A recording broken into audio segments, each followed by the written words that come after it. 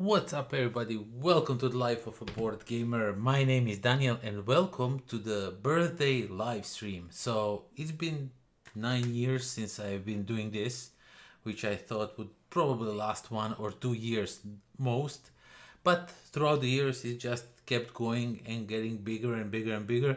And so yeah, here we are 9 years ago, still filming reviews, still having fun, and yeah, that's it.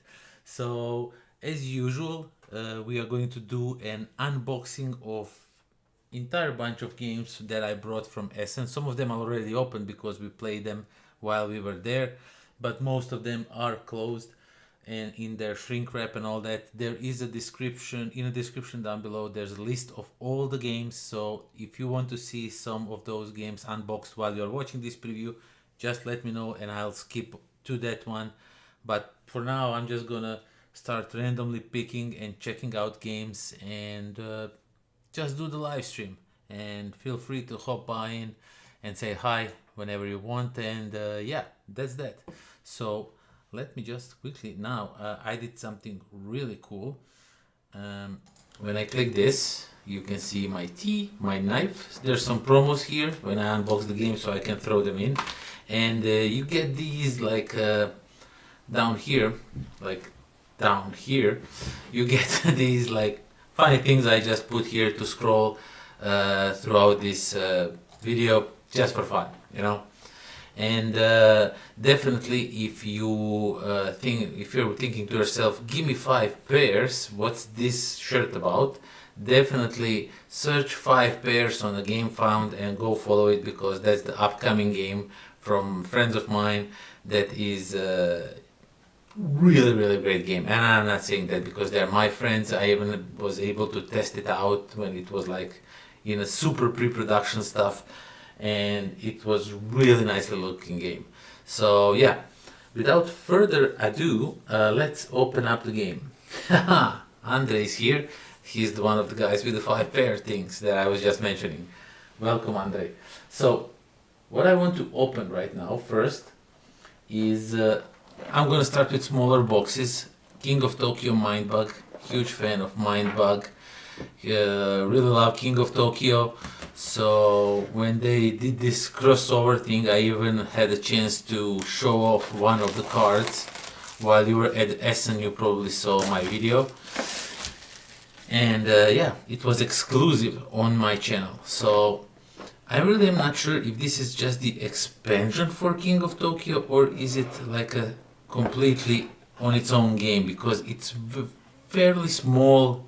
So as I said, I'm not really sure what this game is about, but as soon as I saw, I would presume this is a standalone game for, oh, but it says 2 to 6 players, so I guess this is not a standalone game but the expansion for King of Tokyo. I have to check that one out. I'm now second guessing myself. So let's see what we have. So we have some monsters from MINDBUG. This one is the MINDBUG itself. And let's see, we have Meister MINDBUG, we have Giga Snail Hydra. That's a character on a card that lets you do stuff, and this guy takes all the traits. That's Sharky Crab Dog Mummy Puss Zilla. He takes all the traits from all the cards on the board at that moment. Really cool card. So yeah, let's see. Huge Portals has opened. 3 monster boards. Let you play King of Tokyo with the game mechanic that made MINDBUG a hit. Yeah, power cards, okay, so it's sort of a standalone game, I think, but you still have to have, like, I don't see any dice, so you have to have King of Tokyo for it. And I was actually under the impression that it is a standalone game, because there is also, I can't find where this one is opening.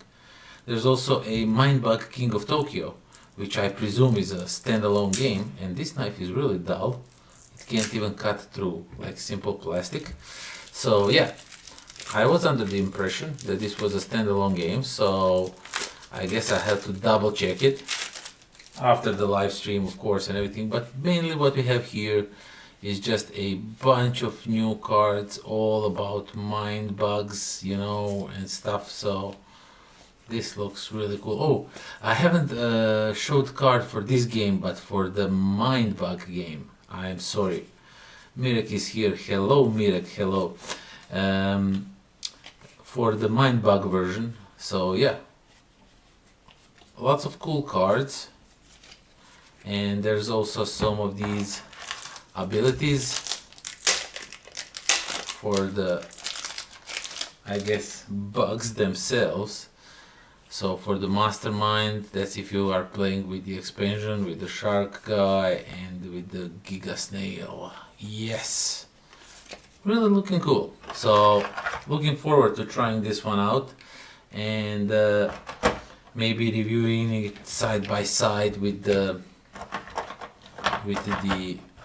normal version of the opposite version, the version where Mindbug King of Tokyo is happening. I'm gonna show it to you that in a second. Let's just quickly punch these out. Since it's just one punch board, it should not take that much time. But yeah, thank you for being here with me sorting all this. Or if you are watching later, thank you for watching this video.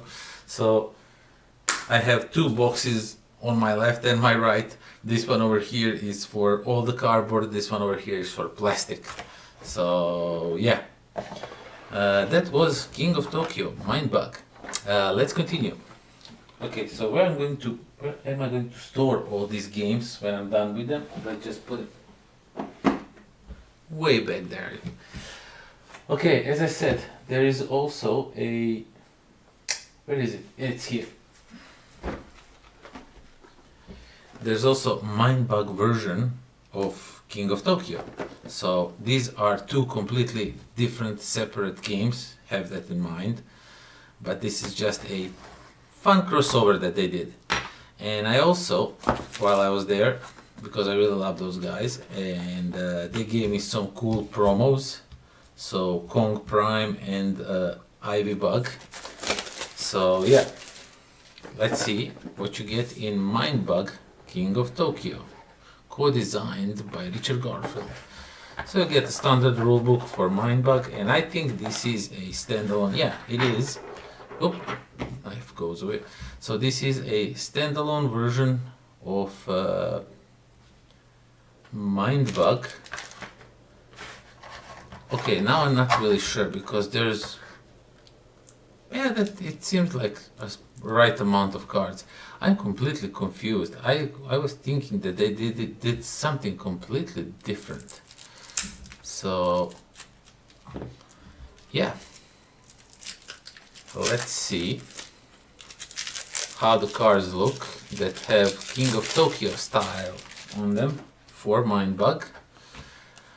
And of course you get some of these green cubes like in King of Tokyo, and you get some dice because I presume some of these cards have dice, and somewhere here is the card that I showed on my channel. Let me just try and find it. I know how it looks. It is a cowboy guy. It's this one. It's Sheriff. So this one was premiered on my channel. So yeah, he has a hunter ability and he cannot hunt creatures with power 3 or less. Let's find one. Okay, so this one I presume uses a dice. When you play it, play a card with a defeated effect from any player's discard pile. Interesting, boogie woogie. I'm not sure what the dice does. I guess it says here in the rules, so I'm gonna check it out later. This one has 2 dice even, so I presume that's how they attack or do something. We'll have to see. And there's also some cards that require you energy and of course ruler reference, stuff like that. So let's put that in here and let's throw these 2 cards also in here just for now, and so I don't lose them. Let's put this over here. Oh, I just noticed that this is actually an official Mindbug sleeve, which I don't have any of those. Should we really quickly assemble these dialers? I think we should. So let's do it. And cardboard goes on the right. Tonight we are going to have a lot of these veggies. So I'm guessing it's like this, but you can probably mix and match it. I don't know, because this one has green on a green. Yeah, they were like this, so I'm gonna go with that option. And let's just quickly assemble these.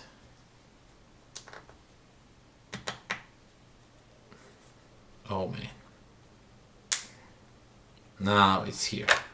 You need to like really press it so it does that clink sound.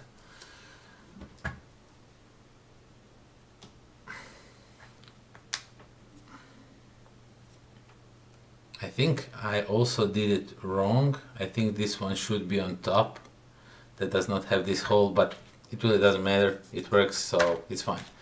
I'll probably be irritated by it later, so I'm just gonna change it, but not for now. I'm not gonna lose my time on it. Okay, so MINDBUG, King of Tokyo.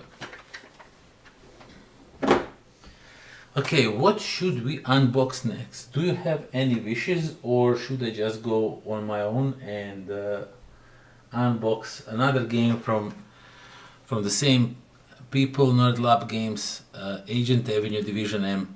I really like Agent Avenue. It's such a fantastic two-player game with I split you choose mechanic where some stuff is hidden, some is not. So really cool two-player game. So much fun. And when I saw that they are coming with the expansion, and this one is like has the mouse as like the, you know, Men in Black agents things going on, so I wanted to check it out. Okay, so what you get is now two mouse miniatures that run around each other, and this is like a paper envelope. Interesting, really interesting. I didn't ask them if they had any promo for this. I think they didn't, but so yeah, what we get in here is a little bit more of these mouses that do something. And what I like about it, that each card has a different artwork. See, now each card is a little bit different, so that's really interesting. Okay, some more of these cards. Well, this looks really interesting. No-fly zone. When you recruit a sentinel, the opponent cannot move this. Okay, basically from the new characters we get these, and we get a bunch of these cards. And of course two new meeples to use. Really nice, cute little expansion. Looking forward to it very much. Okay, what should we unbox next? What am I interested in? Oh, let's go. I'm kind of on a yellow streak, so I want to check out the new Unmatched set. Just because I want to see how the Bruce Lee miniature looks like, because they made the one where he's jumping, you know, and I was hoping that it would have like a full suit on it, because the version in the first Bruce Lee set was just the normal one without the top, you know, so I painted him like from the Enter the Dragon, but I was hoping that in this one he would have like a full clothes, so I could, as on the artwork on the box, so I could paint him as the Tower of Death, I think was the movie that he never ended up fully finished filming. And Mirek is again gifting me money. Why? Thank you, but why? So yeah, I was hoping that it would, and my box got pretty severely damaged. I'm not sure if you can see it, but it got really squashed in the transport, but it really doesn't matter because I rearranged these in different boxes, and that's all that is. So okay, so we get some set rules, we get some core rules. Unfortunately, I didn't get Teenage Mutant Ninja Turtles, but I will. I definitely will. And yeah, let's see the map first. Okay, the map is, on one side we have a ring, and on the other side it's like I don't know, something from a Bruce Lee movie. It does not say what the name of the map is. nothing, just the number. Okay, looks really nice. I'm glad that they are doing these like two different map things, because I hate it when they did just the same map on both sides, but one with the more artwork. Nobody wants more artwork, we want more maps, man. Okay, let's assemble the dials, and we also get a token. Muhammad Ali's butterfly bee token. Float like a butterfly, sting like a bee, +2 to your attacks, and you can attack from 2 spaces away. Oh, so that's interesting. And this one is of no use to us. Okay, where are they? It's there, here. So let's just quickly assemble the dials, and now I'm going to be smart when assembling and put the one with the hole on the bottom, so I can put this one on top, and that looks way better. Yeah, okay, that's that. Let's just pop it in here, and let's assemble the other one. This dial looks really nice. The Ali looks really nice. Now these miniatures will be pretty easy to paint. Looking forward to painting them, but those are going to be like super short videos. So yeah, and I guess the token goes here, and these are just extras in case you break some. I have like a bunch of these. You get extra with every set, so that's really nice of them to give you extra stuff in case you are clumsy and somehow manage to, you know, destroy all of your, oh, not all, but some of them. Okay, so Bruce Lee, basically they said that the cards are the same. I'm not sure if the artwork is different. I could right now search for my Bruce Lee, but it would just take too much time. There's a lot of unmatched. I think they just changed a little bit of wording on the cards to match current what they are going for. So I still have to sleeve these. And yeah, of course I will not be sleeving cards on a live stream. We're just here to chat.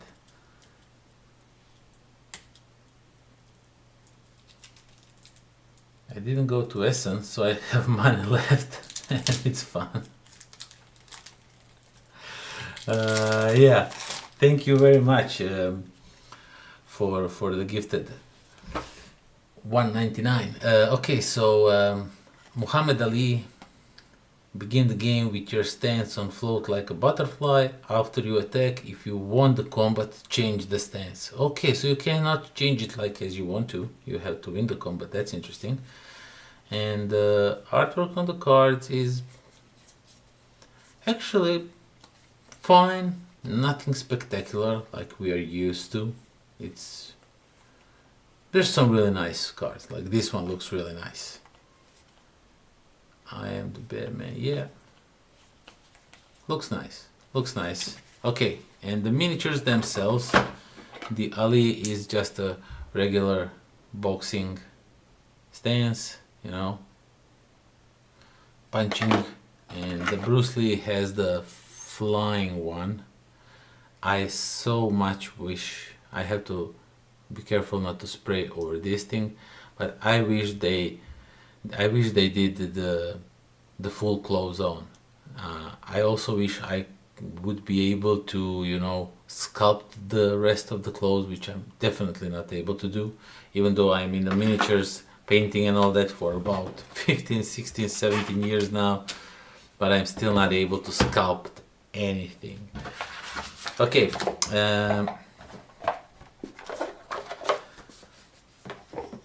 so that is that. Bruce Lee versus Ali. If you're not telling me what to unbox next, I will unbox something on my own. And let's go for the big one, you know, just to check out some bigger games. And this one, oh man, I saw this game actually 2 years ago. It was like a prototype version or something, and it looked just gorgeous. Apparently it's like super easy game. It's not nothing heavy or anything like that, but the presence on the table itself is really nice. So I can't wait to put it on a table and see how it plays. Let's open this one up.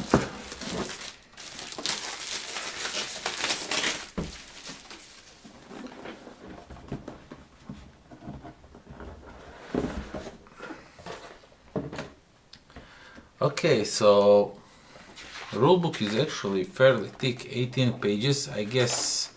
Yeah, there's lots of pictures and explanations, so the game should not be like super difficult to learn how to play and all that. It has alpacas. They look really cute. Okay, a lot of different characters here, and ooh, even some animals. Nice. This raccoon looks really cool. And this is the, oh, my eyes are twitching. So this is the board itself. I presume, wait, something is stuck underneath here. Oh, okay. I guess that should be going here. And these are probably used for something. So this board kind of stands something like this, you know, on the board itself. So it's like this, and then some marbles will run through here, and you will need to put some components to stop them and catch them before they end up here, something like that. I really am not sure right now how the game plays itself. Just the cool factor of it is what got me. And you get a bunch of tiny little marbles in really nice colors. And these are the main thing you need to catch to put on your alpacas, something. Not really sure, but this game was very popular at the Essen. And yeah, these are the ones that you're gonna put here to, you know, stop the marbles from going. Okay, what else we have? So these are probably just to help this thing stand on its own. And you get some fairy tale. Oh, these are just like sheets that tell you how the game plays and everything. And we get a bunch of cards that we need to open up with the somewhat dull knife. I'm not sure where my replacement blades are, but if I would probably replace it with a super sharp new one, it would probably end up cutting myself on live stream. That would be fun. Okay, so yeah, bunch of cards that do something. Not really sure what, because I haven't played the game yet, but as I said, this is fairly easy game. It's more of like a, you know, it's not like heavy strategy game, but probably more like, you know, something to have fun with. Like the one with the dragons and the market, what it's called, Flamecraft, you know, Flamecraft. It's such a chill game. You just play the game and you just have fun, and that's that. Okay, let's punch the boards. There's not that many boards here. Let's just take them all out really quickly. I want to do as much unboxing as possible. I'm not sure how long will I stream, so yeah. What's happening? Is the live stream on? Yeah, it is. Why have I lost my chat? Where's my chat? I don't see a chat anymore. Okay, I guess I pressed some buttons by accident. I hope you are seeing me and all that. Let's just move this aside.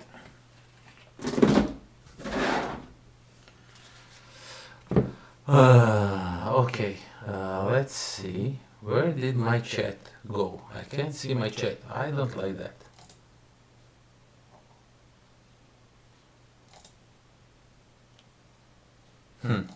That's very weird.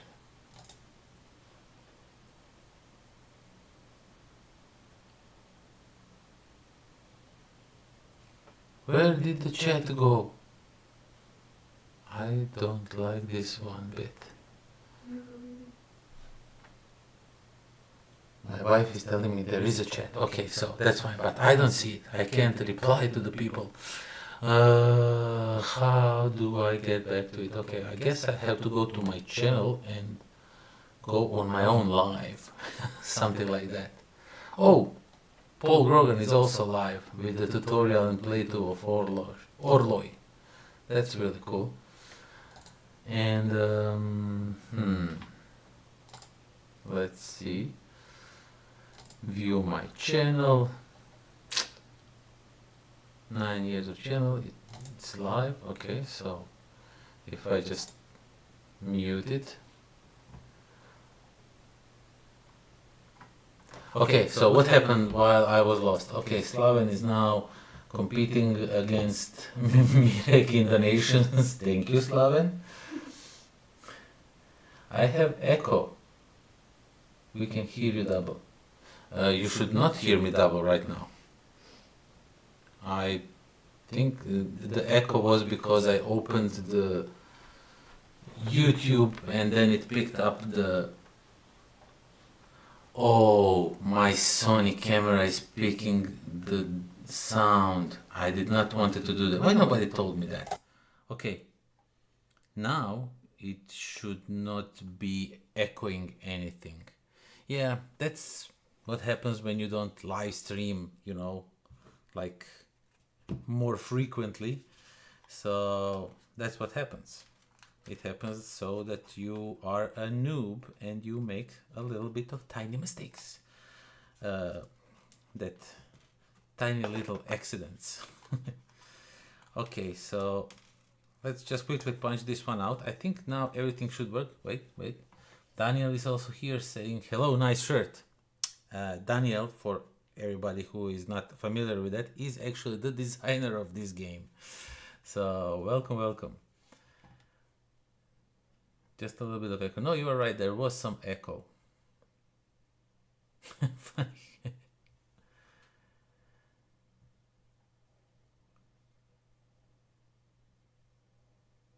Mirek is just spamming to become #1. Top fan. There's a bit of echo. Now it's better. It's good now. Now it's good. Thanks. Happy little accidents. That's the word I was looking for. Yeah, the echo was because I was not aware. I did not see it at first that actually the camera sound was also going through the capture card, which is not good. Okay, so now, right now, what I'm doing is I'm just punching these little holes in these cardboard tiles. I thought to myself, like, there's not that many of them, but there is actually a lot. So this is going to take some time, but I'm now committed, so I can't stop. You know, I commit to punch all of those. My God, there's lots of them.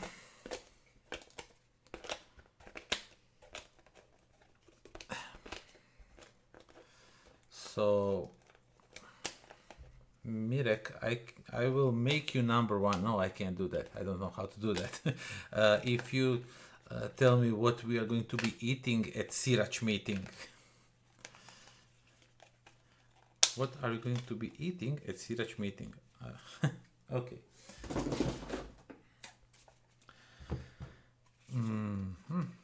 A lot of small ones to punch out. I definitely shouldn't have done this.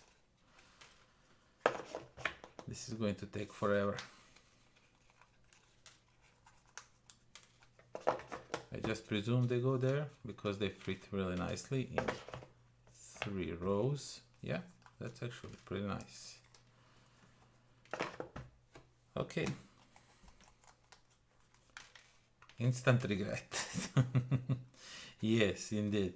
There is so much of these to punch out. Oh my God. And this one doesn't even want to go out. Luckily, I have a knife with me. I think I can. No, I didn't. You know, sometimes they don't want to, like, you have to like pull them and then you kind of damage the background a little bit because they are hanging in there too much. That's what happened. A little bit. It's fine. Okay. This is does anybody need a bunch of these small things? Should I keep them? I don't know. I have no use for them. I actually at one point thought about stuff like this I could use, you know, for the miniatures, as to put them on the basis, you know, create different things, but I tried it a few times, didn't work that well. The cardboard really shows it's a cardboard, so that was an option I completely abandoned. But for the longest time I was collecting everything I would punch, all the little squares or the circles or whatever, to create something, you know.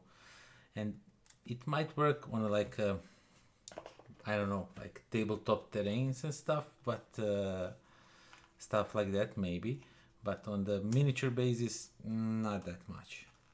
At least I haven't been able to use them in a good way. Oh, come on. There is so much of these, and that was loud.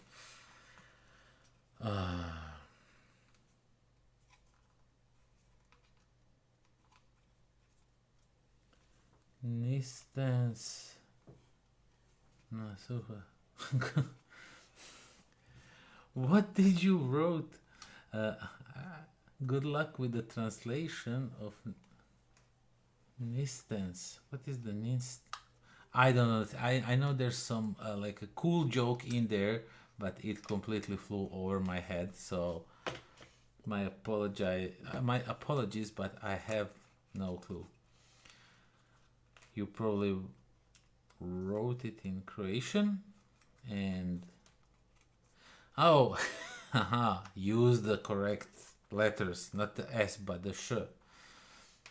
So Mirek is actually saying to us that at his meeting in Sirac we are going to eat nothing on a dry.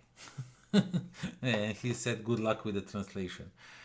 It's like a, you know, Croatian thing, I think, to say. It's like something probably from his area. Not familiar here in Osijek with that. We had different things, like, but similar to those.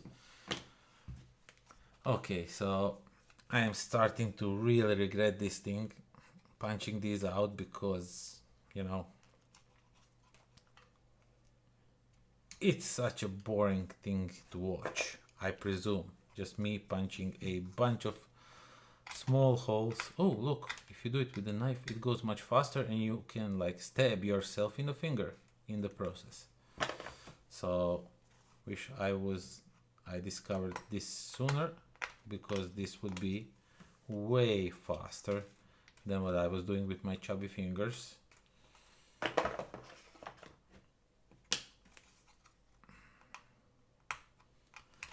Slaven, if you are still here, not really sure if you are or not, what are we playing tomorrow? Which game? I want to know so I can prepare. I have something that I want to bring to try out, so we have to start reviewing these new stuff, you know. Okay, no, we are not done. We have still one of these. And where should I put all of these? I got some. This would not fit all of it. Okay, so do I have any more like bags around here? Oh, there's always some plastic bags somewhere around the house when you are a board gamer.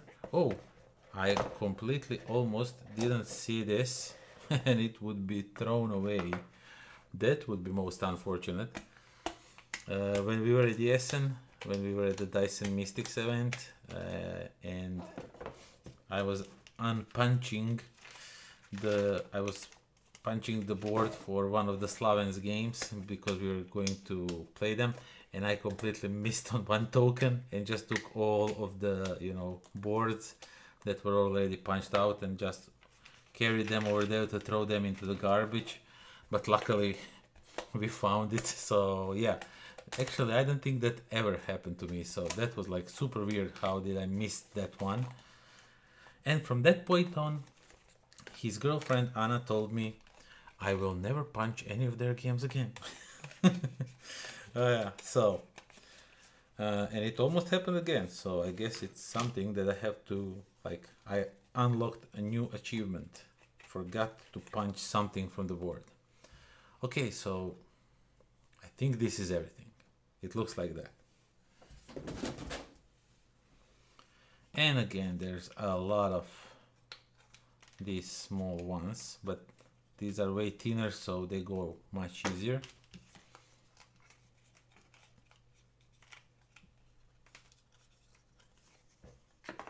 A la paca paca paca.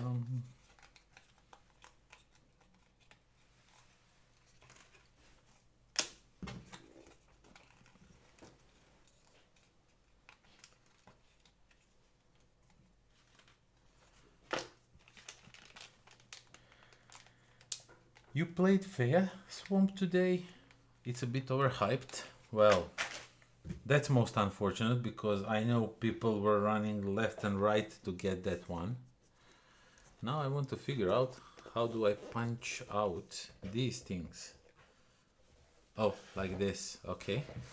Well, I put it on my wish list as a 1 because everybody was so hyped about it that it actually made me hyped about it to try it out. I'm not sure, I didn't get it because they had like super few copies and I was not able to run to take games with me, you know, stuff like that. So let's just move a bit so I can put the box like this and then just do this. That was a pro move on my side. Okay, so we punched this out, we did this, so I think this is ready to be boxed back in and really looking forward to trying this one. Okay, what should we unbox next?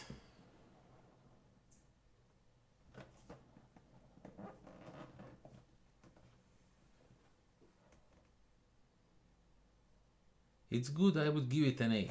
Then why would you say that it's overhyped? 8 is actually, as Slaven said, that's a good grade.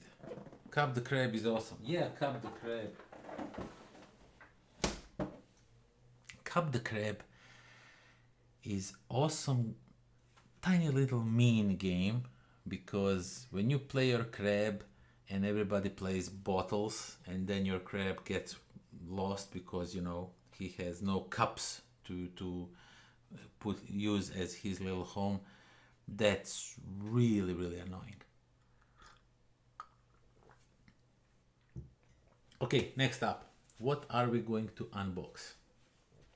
So, you know what, I want to see how this one looks just because the colors.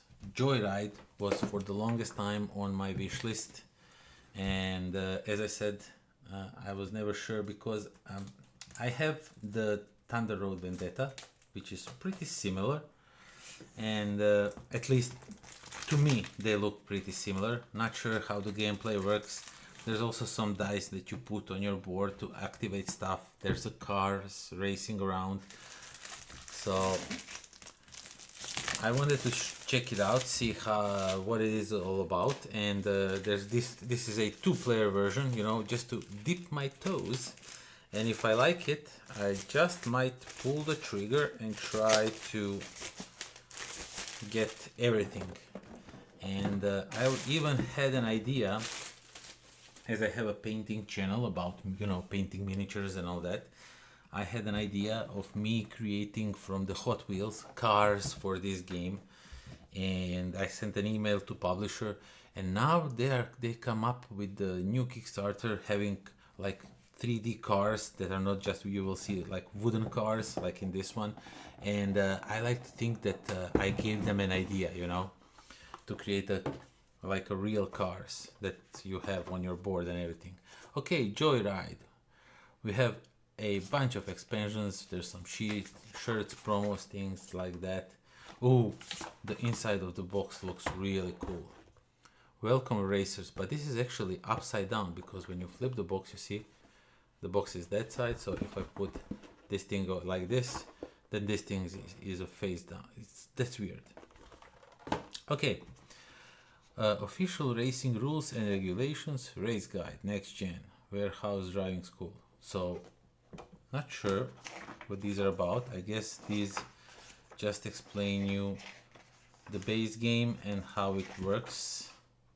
And then we have these. I think this is like a scenario book, maybe. JOYRIDE, DUEL, next gen. Oh man, I just love the colors of this game. This is like a neon punk thing going on. It's just awesome. Also, okay, so this is just a maps, driving school, okay. I'm not sure what this actually does. Oh, that's like a tutorial maps. Oh, this is, okay, so these are like scenarios that you play and how to set up the map and what's the goal of the map and stuff like that. Okay, then we have this thing over here, that's initiative, track.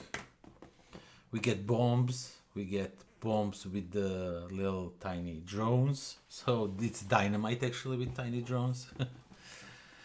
Let's see. Okay, so we get a bunch of, I will not punch this one out now, or should I? There's not that many. Okay, I will commit myself to punch out this game too. Let's first see what the chat says. Says, well, Slaven is also unboxing and watching. Well, that's like really cool. Let's just say I wouldn't wait 45 minutes in line for Fea again, but I think it deserves to be in the collection. JOYRIDE was only fine for me. It's sort of a mix of Thunder Road and Heat, but not so streamlined as both of those. Okay, that's like, have you played like every game ever? Because I was watching, just before this live stream, I was watching a video from our friends from Varaždin, and they were like, so yeah, this game, Daniel has it, not me, Daniel in chat, he has it, so we played it with him, we liked it, stuff like that. So looks like you get all the games before everybody else. How do you do that? Okay, I just presume that these will just go all over the, you know, like I just choose a spot and throw it in and hope that it goes there. Okay, a board. So we have these like I don't know what they are, but let's put them in here. Not sure if I should sort these by the color, so I'm just gonna start doing it like that. And if I miss some space, if I need some space for some other components, I'm just gonna, you know, rearrange stuff. Okay, but there's not that many. There's 3 boards, so I guess. And this is the player board for a second player.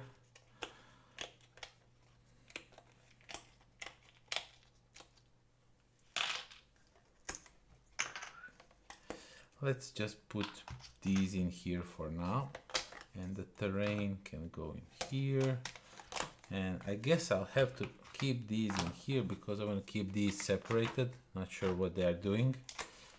As I said, never played the game. I just wanted to check it out. I think it went really well on a Kickstarter, so that's when I took a bit more interest in it than at first. But yeah.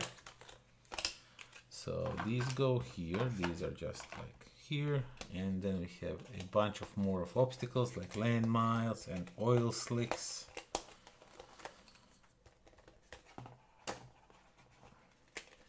Ah, come on. Okay, so we put it like there, there's like these player sheets, I presume, and you know what, I'm just gonna move this thing over here and throw these in. Okay, so this looks fairly simple game. I want to check out the map really quickly, but it looks like it's super simple. There's just 2 terrains to add to the board, which I'm kind of a little bit surprised by, but still, it's fine. Okay, so we have 2 boards. Yeah, there's already a bit of terrain on the map itself, so you can probably choose where to put, how to put stuff. I mean, the scenario tells you. Okay, so yeah, this looks really nice. I just like the colors, and on the camera they even look better than in person. So that's weird. Usually, you know, stuff looks better in person, but I really like how this game looks. And let's just quickly check out the cars, because these are the cars that I was mentioning. And so I'm just gonna keep these baggies, because I think I'm gonna need these probably, and silica gel to throw behind somewhere, you know, to keep the moisture away. So let's throw these in here so we don't lose them. But yeah, the cars themselves, so these are just the cars, you know, you drive them around like, you know. And I was thinking I should, because those Hot Wheel cars, you can find them really cheap, and I wanted to, like, you know, find something that's similar sort of, and maybe paint them, repaint them if needed, you know, to match as close as possible to these, and then use those. And now they are coming up with their own cars, which is really awesome. And yeah, that's that. Okay, so really looking forward to Joyride.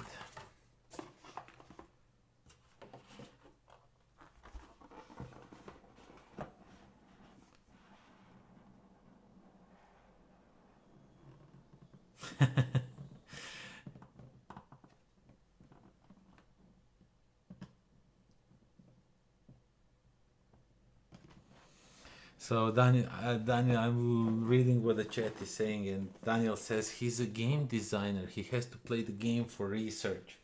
So anything you say, you know, to help you ease your mind, that's fine by me.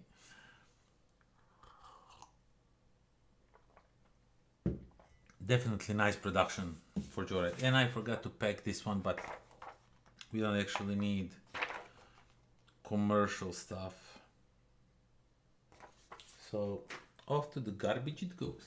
Okay, I want to get rid of these promos here, so I'm gonna unbox the game called Andromeda Merchant. Oh my god, where is it? It's probably buried. So yeah, it's way down. Oh, I'm committing myself to it. Okay, so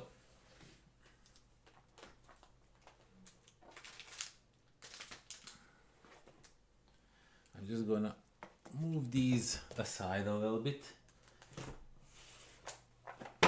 Oh, because I want to get my hands on Merchants of Andromeda, because I really want to check that one out, and I'm readying this for as the next one. I really want to check the SETI and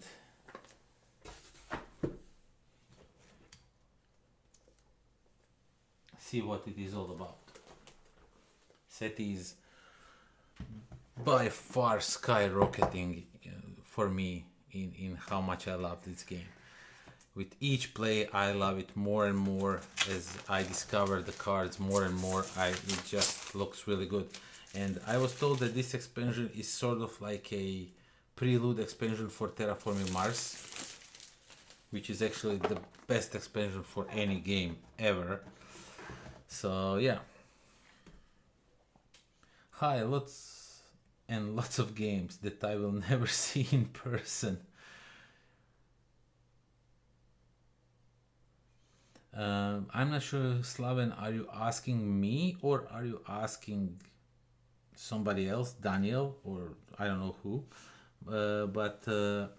Yeah, if you want to see them in person, just come to Croatia, to us. I'm not sure where you are from, but you know.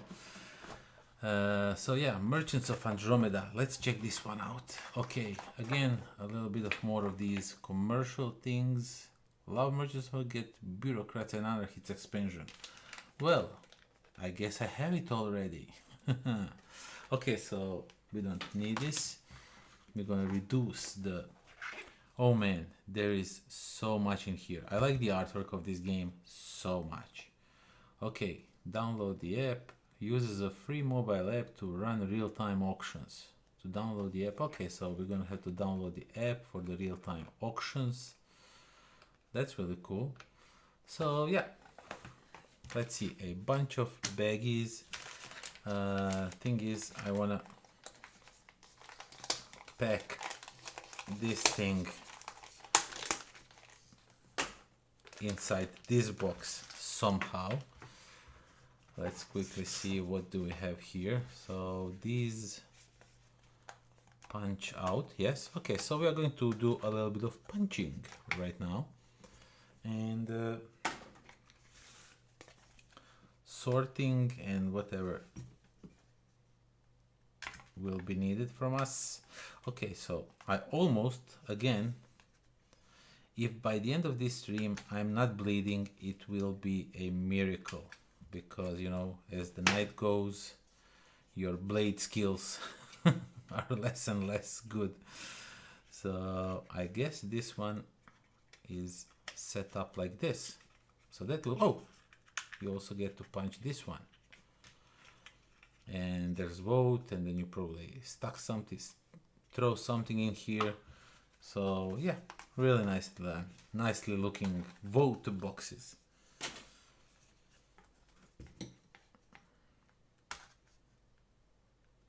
Oh, again, almost punched my finger with a sharp knife. This is going to be interesting. So Slavin is asking whoever what's their most hyped game they're wanting to play. For me, from my loot, I would say it's a Recall probably, because I really like Revive, and that's the spiritual successor, and I was not sure if I'm gonna come back with it because they did not have like a big number of game there, but luckily I got my copy. So yeah, Recall, I would say maybe Bohemian, not Bohemian, THEBAI, definitely no.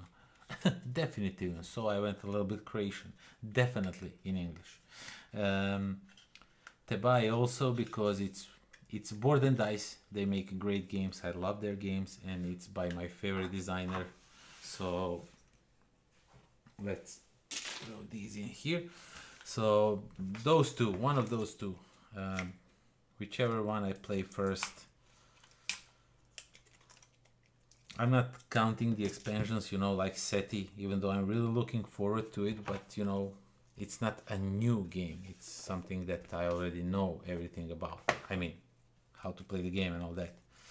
And yeah, oh my god, come on. Okay, we get a bunch of really nicely looking cards. I like the artwork on this one, and it looks like it's not repeating, even though the cards are the same, a bit of numbers are different, but the artwork on each of them looks like it's a unique art. Except these all look to the same, because they are all the same. But yeah, looks really nice. We'll see.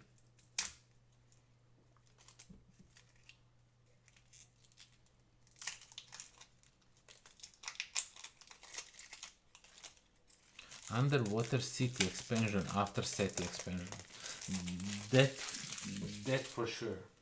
Underwater Cities, we haven't played it in a while. At least I haven't played it in a while, but really nice artwork. Love this one.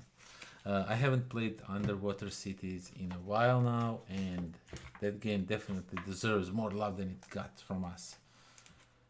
So I guess this is like a first player token or something.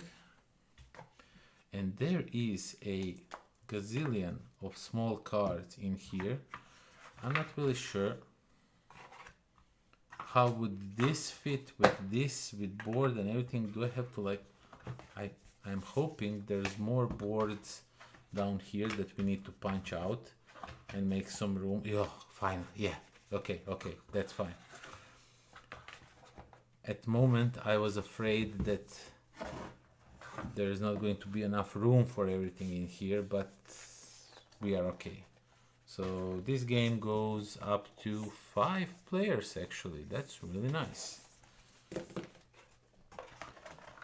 And let's move these things here, and let's put this one and then this one and then all of these cards. Let's just try and sort everything.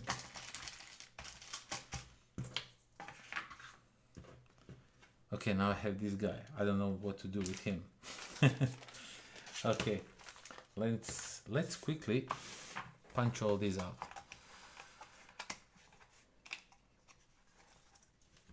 You played SETI expansion. When did you play it? Come on, without me. That's just horrible. So I guess you brought it today at the game club and played it without me. Slaven. What can I tell you? Okay, so we have these, and these are something different, and we have Viva la Revolution, and everything is punched out. So down it goes. Oh, I guess each player gets these tokens. I think these are all like one tokens for one player, probably. No, I'm just gonna, I think these are just like one player tokens, so I'm just gonna pack them like that and repack them once I know what belongs to where. Okay.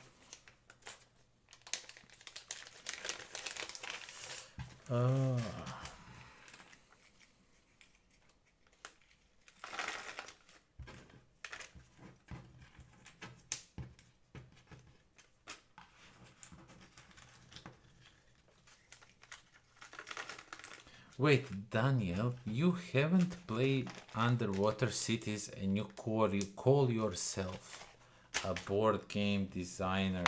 Now, that's a twist nobody saw coming.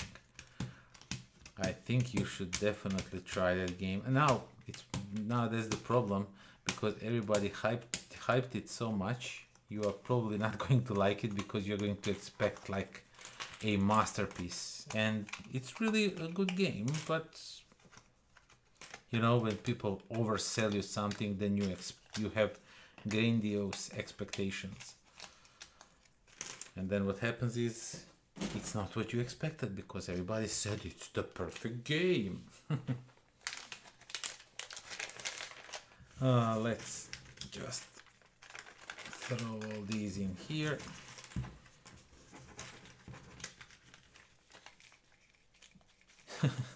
You also never played Catan, but I think you should experience that. That's the rite of passage, you know. You have to play Catan, and you have to play it with the couple, so they trade with each other freely, you know, because what do you need, my love? I will give you sheep. I don't know, just give me something. No, don't give her.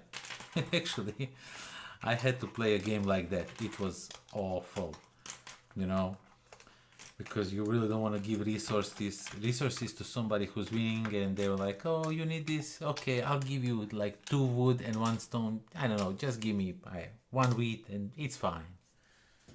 That's not how that game plays. So you have to live through that to be able to call yourself a board gamer. I'm not saying it's a bad game, it's a great. Catan is a perfect game for beginners. Everyone entering the hobby should start with Catan or Carcassonne, in my opinion, but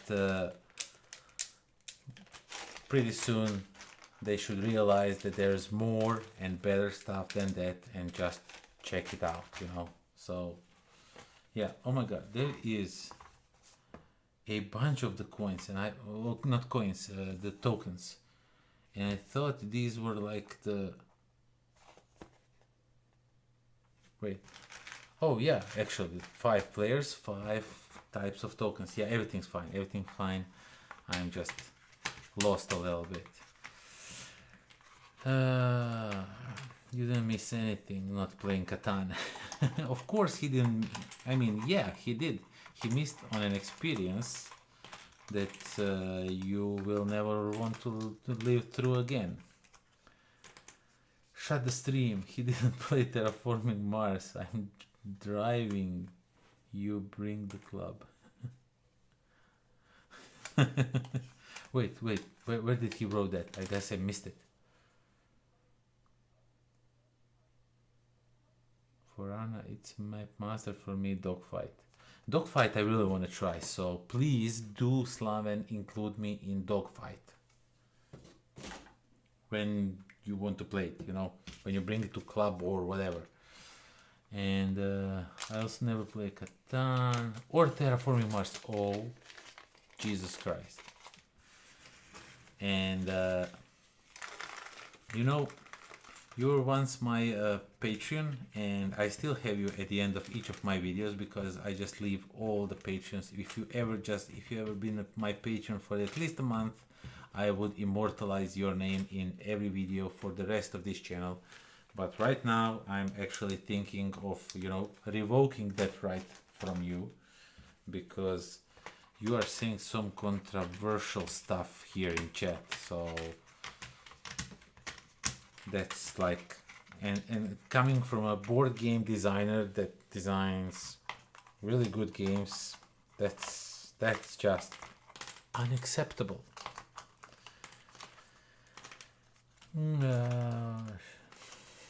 Catan is from before my time. Yeah, I mean, still, everyone should play Catan at least once. Just so you know what we had to play, because we didn't have any other games to play, you know. So, just so you know that. You know how the young generations today will never know what was it like to have a dial-up internet waiting for, I don't know, 6 or 7 hours to download just one song, or to find a skin for an MP3 for Winamp, you know, online. So you will never know how hard it was. So you can't experience slow internet today that easily, but you can still go and play Catan just to see what it is all about, you know. As I said, it's a great beginner game. If you are for the longer in this hobby, then it's not for you, but still, do check it out. Bam, bam, bam. I actually punched this one out really quickly. Now I'm missing baggies. Luckily, as I said, I'm gonna save some baggies that I don't need from other games that I see that are not needed. And we are going to just pack all of these things in there.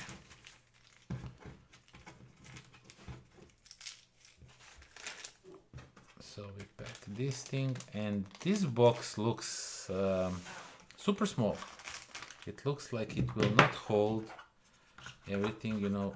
3 of these, all of these cards still need to fit somewhere. So right now I am not liking this one bit. These are taking just too much space. Maybe if I kind of put them like this, you know, and then throw something inside here. So like, for example, I can put the dice, come on. I can put the dice in one of those, you know. So like this. Now we have some more room, you know. Still, I really dislike where this is going, because there's also an expansion that I have to fit in somehow. These bags are too big, they're taking too much space. I don't like this.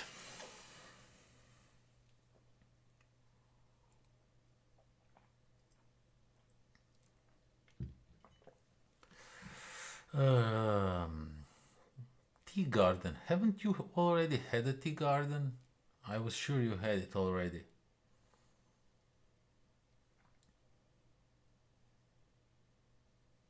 Winamp, it really whips the llama's ass. Yeah, that was the like the, what would you say? How would you call that? A slogan of the Winamp. Winamp, It really kicks the llama's ass. I always thought as a kid, you know, when I was younger, that it said Lomax ass, whoever the Lomax was. I really never questioned that, you know. Whoever the Lomax is, it kicks his ass, and I was fine by that. So yeah. Okay, next up. This is the dullest knife I could ever find. I need to...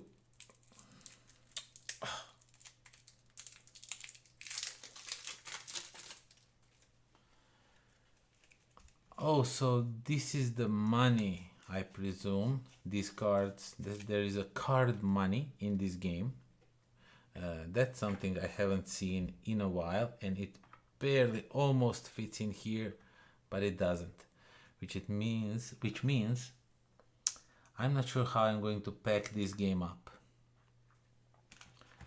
I have 2 more of these, and where should I put them? This is...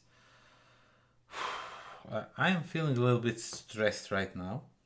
I don't want to deal with this. I hate when this happens, when everything is so, you know, why didn't they go with the bigger box? This clearly does not fit everything in here without a raised lid, and I even have the expansion that I have somehow put in here. So I guess I'll just have to do the most stupidest thing ever. I mean, these bags are way too big, you know. They kind of take up the space a little bit.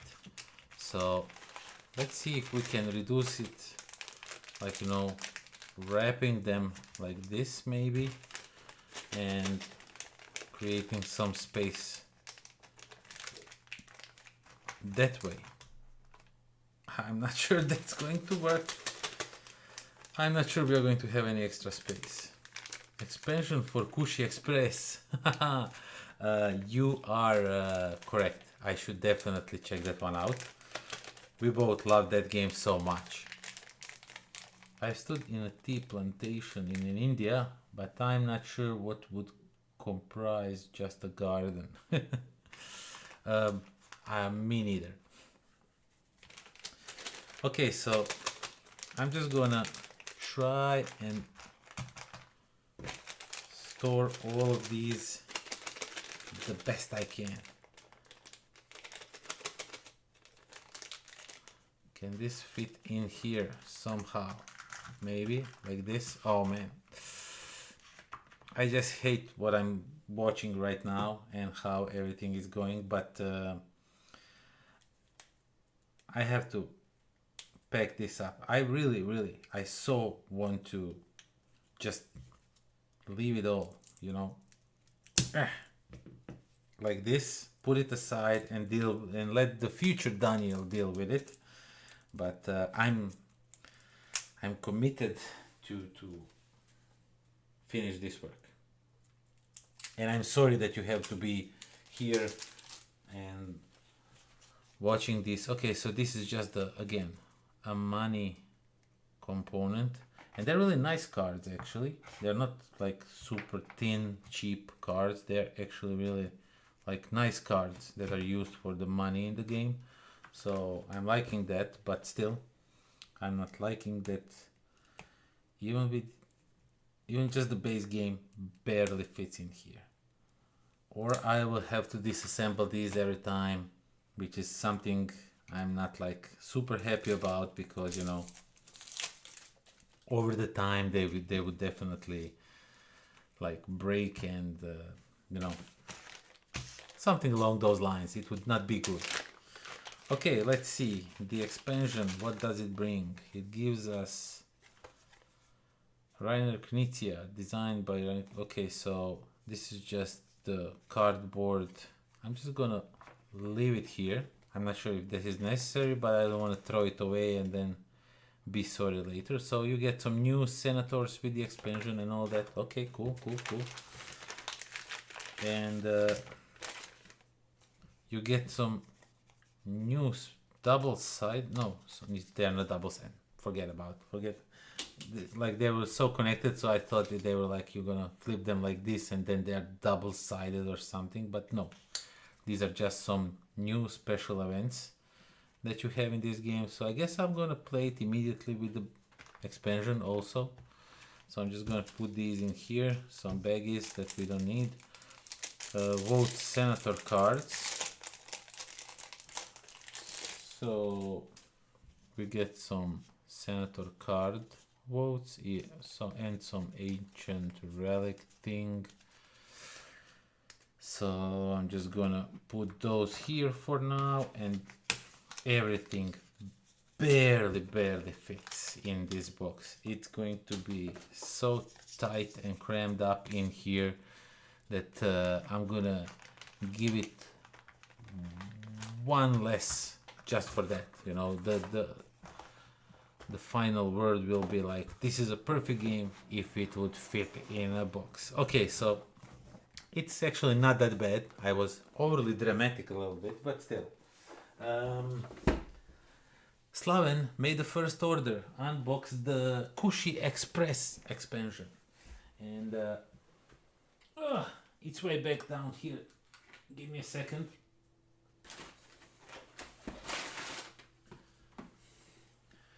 So KUSHI Express, the great thing is it now goes up to 6 players, which is excellent. I mean, I liked it at 4, but since everybody's playing at the same time, 6 is also totally fine. And yeah, let's see. Now this one was actually, wait, I saw it. This was actually brought just for me. I already mentioned that in the video where I was showing that, but I was like so happy that I managed to persuade them to bring just one copy for me, even though I think if they brought this one with them, that more of those that they would sell them, because KUSHI Express is such an awesome game. Okay, so we have the new rules, contents. It's pretty. Oh, there's also now a tournament thing going on. Okay. You get some new recipes to accommodate new components. So let's quickly pull those out. So now you get this leek that you can put a wrap around or put it around the bacon and stuff. Oh man. This already looks, and you get some new tiles like this one and the tournament one. So this also explains us something that I'm really not sure what. Oh man, look at this. You have to assemble this somehow. This is insane. Okay, so this is a cheese and the bacon wrapped just like that, nothing else. This is some new stuff going on. This is insane. I'm not even sure how to create this. I mean, Slaven, check this one out. That's insane. And this one, oh, this is, the new recipes are really crazy. Okay, the new component is each of the players will get some of these leek components. So I guess everybody gets 2, I think, as I saw some of the recipes have 2 on them. So basically they're like a cheese and bacon, just a little bit smaller. So 1 2 3 4 5 6 7 8 9 10 11 12. Yeah, everybody gets 2 of these. That's really interesting. And you also get 2 new sticks for 2 new players, and you get some, let's remove the plastic, you get some new cheese and bacon for those new players, of course. I'm not sure if all of this will fit in the base game. I hope it will, but if it doesn't, I mean, just because of these components, I'm not sure if it's gonna fit in a base game box. But if it doesn't, I'm just gonna have to bring 2 boxes at the game night, you know. So yeah, I guess, Slaven, I can bring this tomorrow to you so we can try it with the new expansion and everything. Okay, so yeah, that's that. That's what you get with the KUSHI Express expansion. I'm really looking forward to trying to create this thing. This is just insane. So much fun. This is going to be, I'm not even sure how you do this. So they get really creative with these recipes from the expansion, so it's gonna be interesting. It's gonna be really interesting. Okay, that was KUSHI Express expansion from Vincent Dutray art. Okay, what next? What should I unbox next? Do SETI expansion next. Yes, let's do that. It's here. It's right here. SETI. Such a great game. As I said, with each play, I love this game more and more. And I also got the promo card.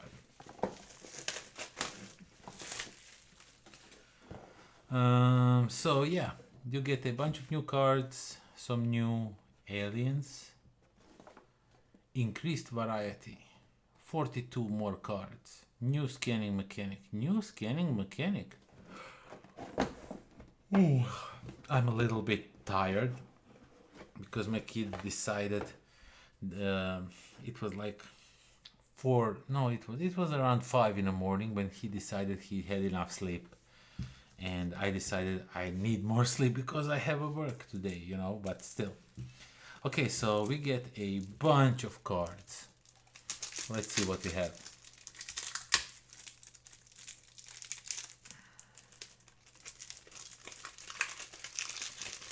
As I said, it was explained to me that this is a prelude version of expansion. So I'm really looking forward to trying it out. I can't believe that Slaven played it without me.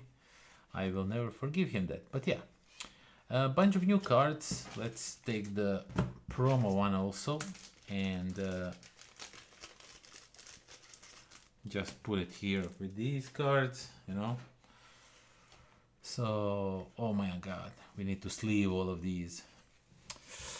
Okay, so that's that. That's all the new cards. A hefty amount, 40 something new cards. Really nice addition to already. I think there's like a great variety of cards, but still, you know, the more the better. And these are, I presume, the new alien cards. If you get to take this alien with you. And then these are probably the next in the set, yeah, because I saw that on the back of the box. Looks really nice, these cards, the artwork. And these are the cards from the next alien thing, I guess. Oh, now you have to put something to unlock them. Interesting. I see, I guess there's some new mechanics going on. And what we have here? We have these cards, which I presume are your different starts to a game or something. Slaven would know, he played it, so Slaven will explain these cards, what they are. And we have these things. Mark without gaining any bonuses for doing so. So you, I guess, somehow get these cards. Guess those are also like a random start maybe, or something along those lines. And you get 4 of these cards, which I'm really not sure what they are doing. Only check planets with okay. Not, oh, these are for each of the alien races, I presume. Something to like explain you a little bit how they are doing and what they are doing. Okay, so, oh, these are now the agencies. These are now the cards that you start with different agencies, different abilities. I presume that these are looking by these. So, yeah. And let's see what we have. Orbital dynamics. your limit of probes in space is 1 higher, so you can have up to 3 probes in space. That's actually pretty good. I guess this is like your start, what you get at the start, which also looks really nice. And as a free action, once per round, you gain 1 move with up to 2 of your probes. They have to be different. Wow, that sounds really good. What does this one do? Okay, has a little bit of different things going on. Researching a tech costs you only 5 publicity, not 6. That's good. And as a free action, you can spend 1 public to gain 1 card and gain the card's free action corner effect immediately. Well, all of these sound pretty much overpowered. So yeah, this one doesn't have any like passive going on. They have just a free action. Gain the free action corner effect of all 3 cards in the card row without discarding them. Once per round, you can do that. My god, that's awesome. This is actually pretty cool. Analyzing data costs you no energy, and you can exchange a card from your hand with 1 in the card row. This is just, and you even get some stuff in the income that's new that I'm not sure what it does. Turing systems. When you research a computer tech, gain 1 publicity. And I will not go through all of them, but these sound amazing. I am really looking forward to checking some of these out and see others how they play them, because they sound really nice. Okay, let's continue to see what we have in here.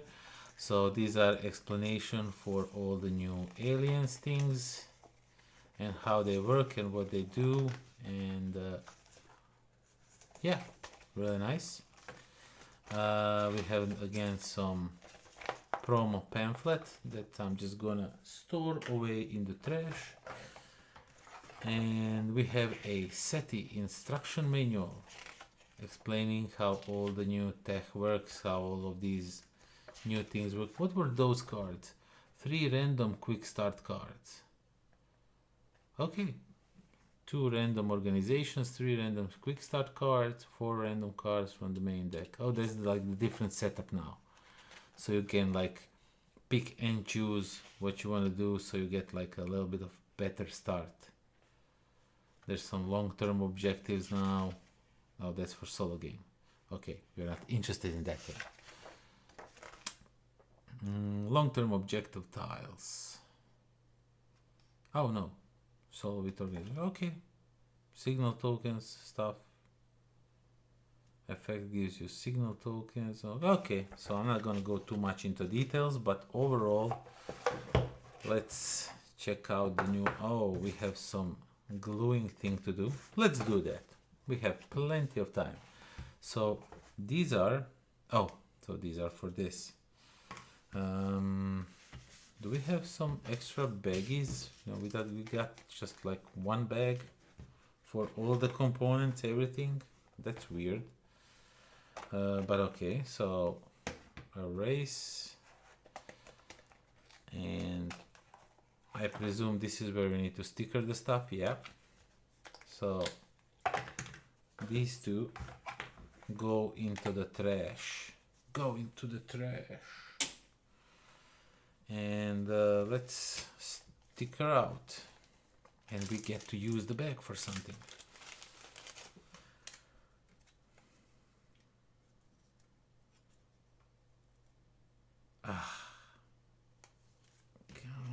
Come on.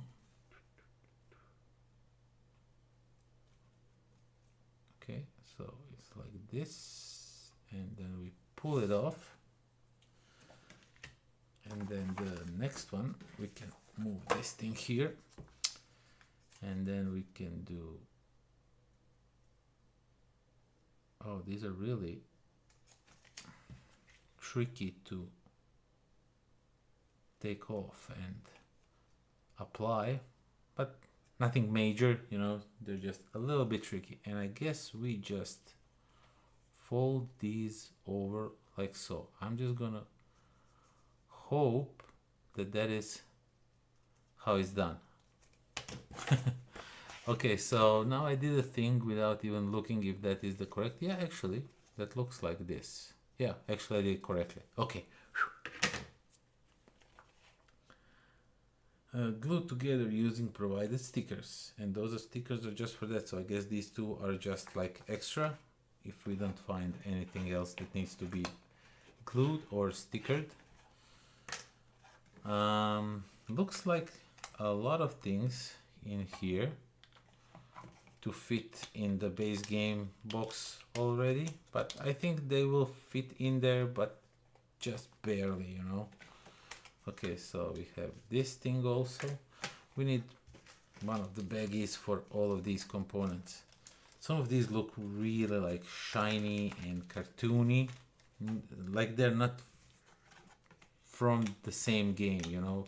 These tokens don't look like SETI tokens for me. For some strange reason, they're too colorful, too much of vibrant colors, you know. But okay, that's just how they look to me. They are from the same, I guess, race, so you probably get to pick them somehow and do something with them. Now I'm puzzled also, why are these tokens white? Do you kind of create your own or something? So I'm just gonna like put them in here. Let's see if the rulebook says something about it. See, oh, those are just spare tokens. Okay, so we're just gonna put them in here with their own, and that will be that. Okay, so this is the next alien, and this is the next one, right? Right, yeah, all the aliens. I hope the colors are matching the aliens from the base game colors, because if they're not, then you kind of get a little bit of spoiler that you are just going to, you know, get some of the tokens from the, I remember right now that I had like bags for every race, its own bag, and I don't have that with this. I'm not sure if it came with the base game or did I just got myself some, you know, bags. So I guess I have to find some bags to put all of these. So for now I'm just gonna throw them all in one bag, and after I package all of the components with each race in its own bag, after I find some baggies, I'm going to do that. Okay, so what is this token? What does it do? That token is not shown. Oh, that's a future spend token. That's from one of the races has those, and one of the different starts companies have, or however they are called, organizations have these. Okay, so those are for different organizations and stuff. Cool, I like it. Definitely looking forward to trying this one. It sounds like something I would be very interested in. I would really like, you know, the expansion. So yeah, that was SETI, and let's just for now throw the cards in here, and we're gonna sleeve all of those way later. Okay, what should I unbox next?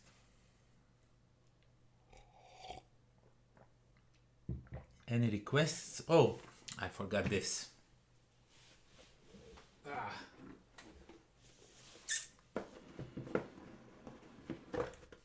And this one right here. You know what?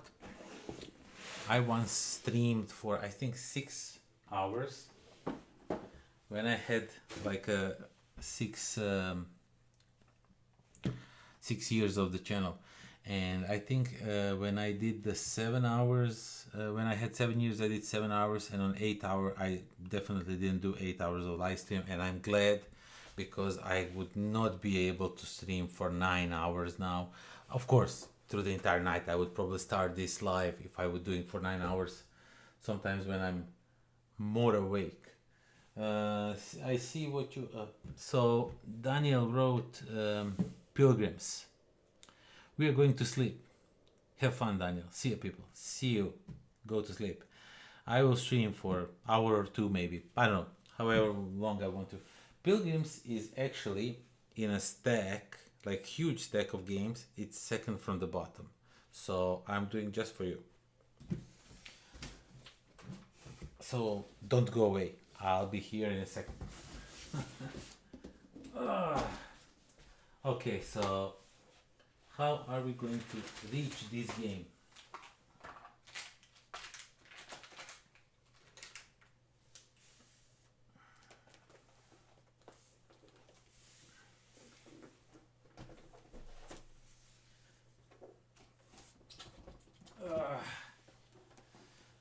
So many games.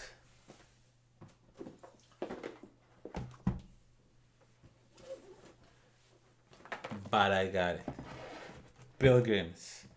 Okay, so this one I learned by the comments from people that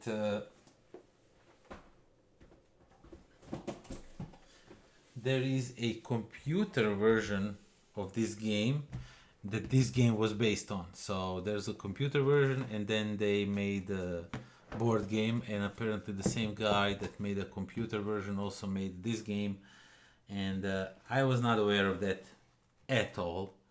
I just saw the crazy funny artwork, and it reminded me of some old cartoons that I watched growing up, you know. It has this really nice Slavic vibe, so to say. So yeah. Mirek is happy that he's gonna be number one because the Slaven left. So yeah, rulebook about the game. Embark on a journey through a fairy tale. So this game doesn't look like it's something super complicated. Yeah, I am very sleepy. It doesn't look like something super complicated. Okay, let's punch out all the boards. There's just 2 boards, so that should be... Oh, oh! Luckily, I have a big belly, so I caught it. Oh, the player turns and everything is on the boards, actually. That's pretty weird. Usually you just get a card, you know, but these are actually on the board. That's really nice. And we get a bunch of these components, whatever they are, whatever they're doing, I'm not really sure. And these are, I presume, our characters that we control and do something with them. Yeah, I learned that there is like a computer game called Pilgrims. I went to check it out on a YouTube, like gameplay video. I really like that they are not talking, they're just mumbling, so it looks like an interesting game. I might even try it at one point. We'll see. So yeah, this is the board. I presume that you hold all of your cards here. It looks like that game Don't Starve for some reason. These fires and the art, the brown board reminds me of that game for some strange reason. I know that there is like a board game coming out right now. So yeah, that's the board, and these are our characters. This is the guy from the box cover, and they all have some artwork and they do something. As I said, I'm not really sure. Okay, we get a bunch of clover leaves, and I always take out silica gel from the board games and just keep around the apartment because they are really good at, you know, preventing moisture accumulating on the walls and all that. So bunch of wooden components and everything. Oh my god, these are really nice chunky tile components, not tiles, but components of your characters, and they're like super thick. really nicely looking. Sometimes, you know, these look even better than if you had miniatures, you know. Oh, and they have the front and, you know, the back. It's different. It's not the same, you know. So that's really cool. I like that. When they kind of went the extra mile to create the, you know, the front and the back of each of the miniatures. See, I call them miniatures, even though they're just like wooden meeples of sorts. Okay, so let's throw these like somewhere in here. Looks like I will have to get rid of the insert. Everything fits barely. And yeah, you got your player boards, I presume. No, this is... Why is this one like this and this one just has a character? So it's like that character there. What's going on? Oh, maybe this is like for solo players, something. Not really sure. But still, yeah. Game board, and we get a bunch of cards. Let's see the artwork on the cards. That's what drew my attention to the game. And the thing that it's Pink Troubadour. They look like somebody that look like a company that will keep making great games. The cards are, you don't see it on a camera, but some of them are more yellow and some of them are more white. I presume, oh right, see, when you get to these are way whiter, but I think that's not an issue. So yeah, these are the cards that you will be putting on a board, I presume, and all that. Visit the chapel. Okay, so these are probably some quests that you need to do, different things that you need to achieve to score points, have some positioning something, and there's like a check out our games, Pink Troubadour, and definitely check out their games. They are really great games. They have some really nice games. Okay, so that's the first deck of cards. I will get rid of these. I don't need them.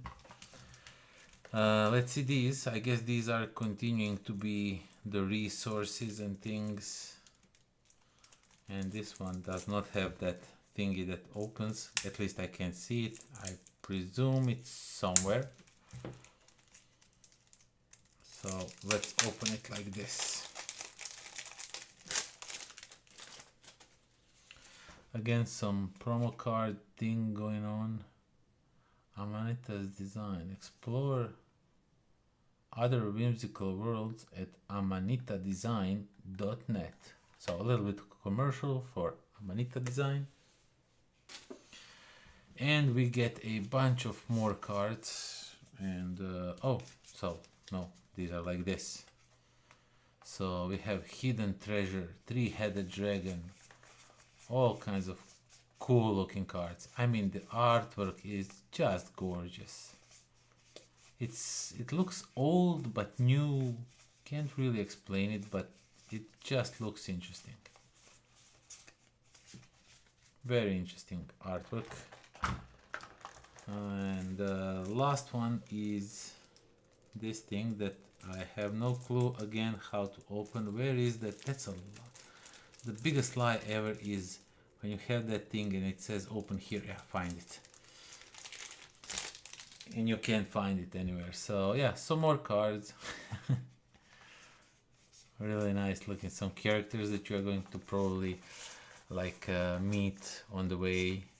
And as I presume these are all different.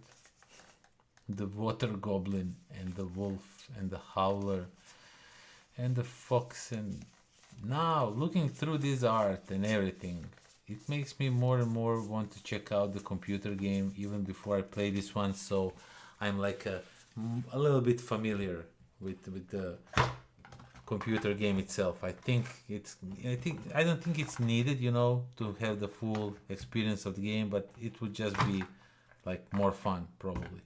Okay, so those were the cards and everything. So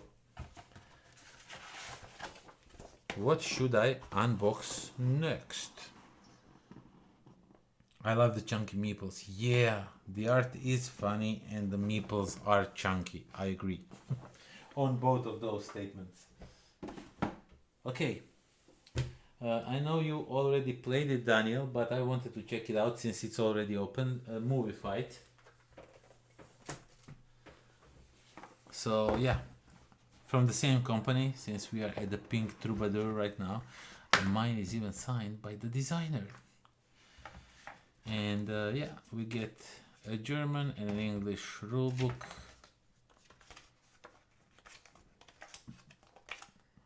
Okay, a score sheet. I guess these are like player boards. Oh, this goes also up to 5 players. It does. That's actually pretty good.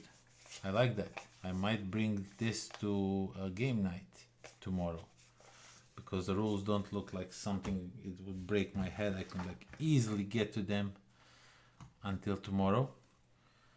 And yeah, let's see, where do these cards open? Let's see how the cards look.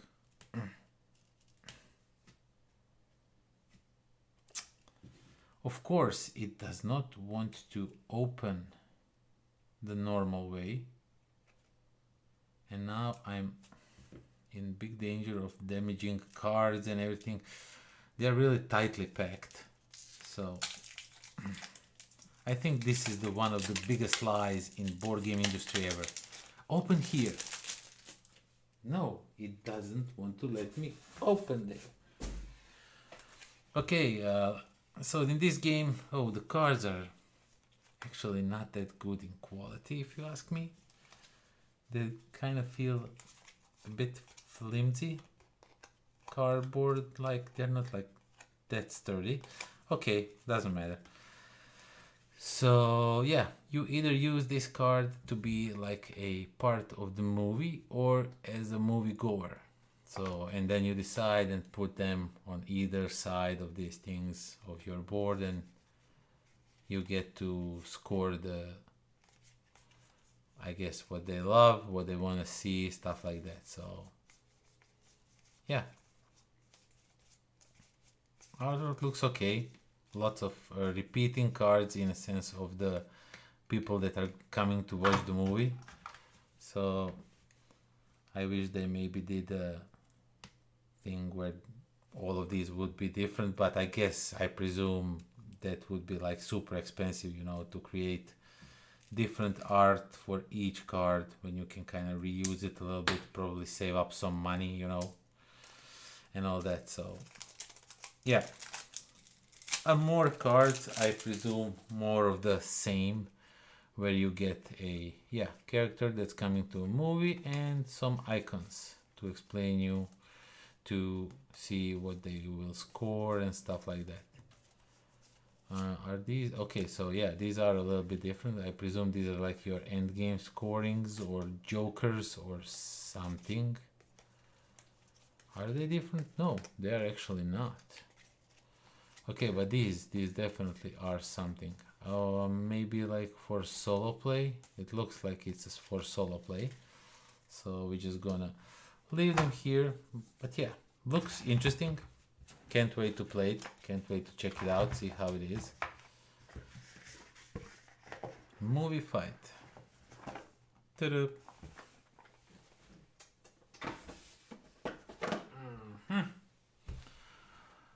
Maybe Epona. Yes, I played it. I liked it. Epona. I don't have Epona. I did not took it. I mean, there is a list of games in the description down below, but Epona really didn't caught my attention at all. You know what I want to check out while you are maybe deciding what would you like to see? There is a smaller game somewhere around here called ASTRAIOS. It's right here.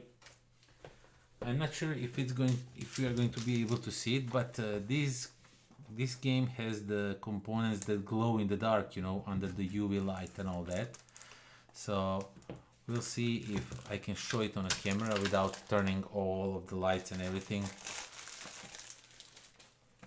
I actually met the designer. I already reviewed one of her games for the Kickstarter preview, Acornisms. Really cool game. So yeah, basically And oh, I will not be able to use this because it needs a USB charge, which I don't have at my disposal, so that I can also, like, you know, try it out and everything. But let's see. Let me just remove plastic, and this thing just explains you that it's a okay. So it works on with a power bank, and I actually have power bank. Oh, it's right here. So let's see if we are able to. Okay, so you probably vaguely can see that this game actually glows in the dark. So yeah, that's actually pretty cool. All of the components, I think these things also, yeah, they glow in the dark. Not sure if you can see it on the camera, it's really hard. But yeah, you can play this game with the glow in the dark stick thing going on. So, and this is really cool, it kind of bends, so this is really an interesting add to the game. This was like, I guess they just brought it. This is not that, this does not come with the game. I got this, I don't know, just because I got it. They gave it to me. So, but basically in this game you are building patterns with these components. So, you know, you have to like build, and now I just have tiles that I can't connect and show you. But so you build something like this, and then you put your on these things or somewhere around here, and you are trying to like score the most points and all that. But yeah, I really like it. It glows in the dark, you know, so that's something like cool and different and interesting. My Little Soldiers next.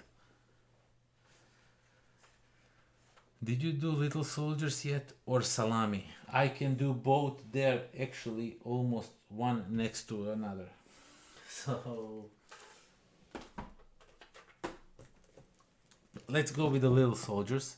And I'm actually thinking about painting these miniatures, even though that sounds ridiculous, but I think there's some cool stuff that can be done with them to make them look a little bit better. And the miniatures are really chunky, more chunkier than you would think. Okay, Little Soldiers boot camp book. R.A.V.E.L soldier, the boot camps will teach you the course. Okay, so basically this game plays on the table when you are done with your breakfast, supper, dinner, whatever, and then you just battle for pieces of bread, empty cups, and stuff like that. So there's also a module book, and I'm not really sure what the module does. Oh, they have like super soldier module, stuff like that. Okay, so you can play like the base game, or you can probably go with more advanced if you are playing with kids, or if you are playing with, you know, older audience. And there's a mission book. There's actually 3 books in here just for one small game. That's interesting. Okay, and you get a bunch of these punch boards. And now to the meat of the game itself. Now the game goes up to 4 players, so you all kind of separate all these miniatures with each other. So let's see how they look. Let me see if I can like bring them like a little bit more to the camera so I can zoom them out. Come on, come on. The lights are really bad. I don't have like good lighting, but you can see, and like I have big hands, and they're almost like they can fit in the palm of my hand. And you get a grenadier, and you get a guy with a normal rifle. This one has a sniper rifle. This is also a guy with a normal rifle, just in a different pose, and this one has a radio. And the green ones, I think they are the same, but just in a green color. Let's quickly check out. Yeah, they are the same. but just in a different color. And what I was thinking when I said I want to paint them is because of these cards. See how in these cards they are green with the red weapon, and the yellow ones have a blue weapon with them. So I was thinking about, you know, painting them yellow, green, and then painting the weapons in these colors so they match the cards. So this sniper actually has a red sniper in her hand, you know, kind of do that, something like that, because I think that would look cool, you know, to have combinations of yellow and blue like this, not just like full yellow like they are. So that's what I'm thinking about. Not sure if I'm going to be able to do it, but I'm very much now. This is interesting. You get cards for all the oh, so these are just like your generals. You don't get miniatures, but you get some probably special abilities. And this is how to play. So yeah, it goes up to 4 players, and you get strings, and these are for measuring distance, if you can shoot or not, and what they included, and they told me it's like that, so I believe them.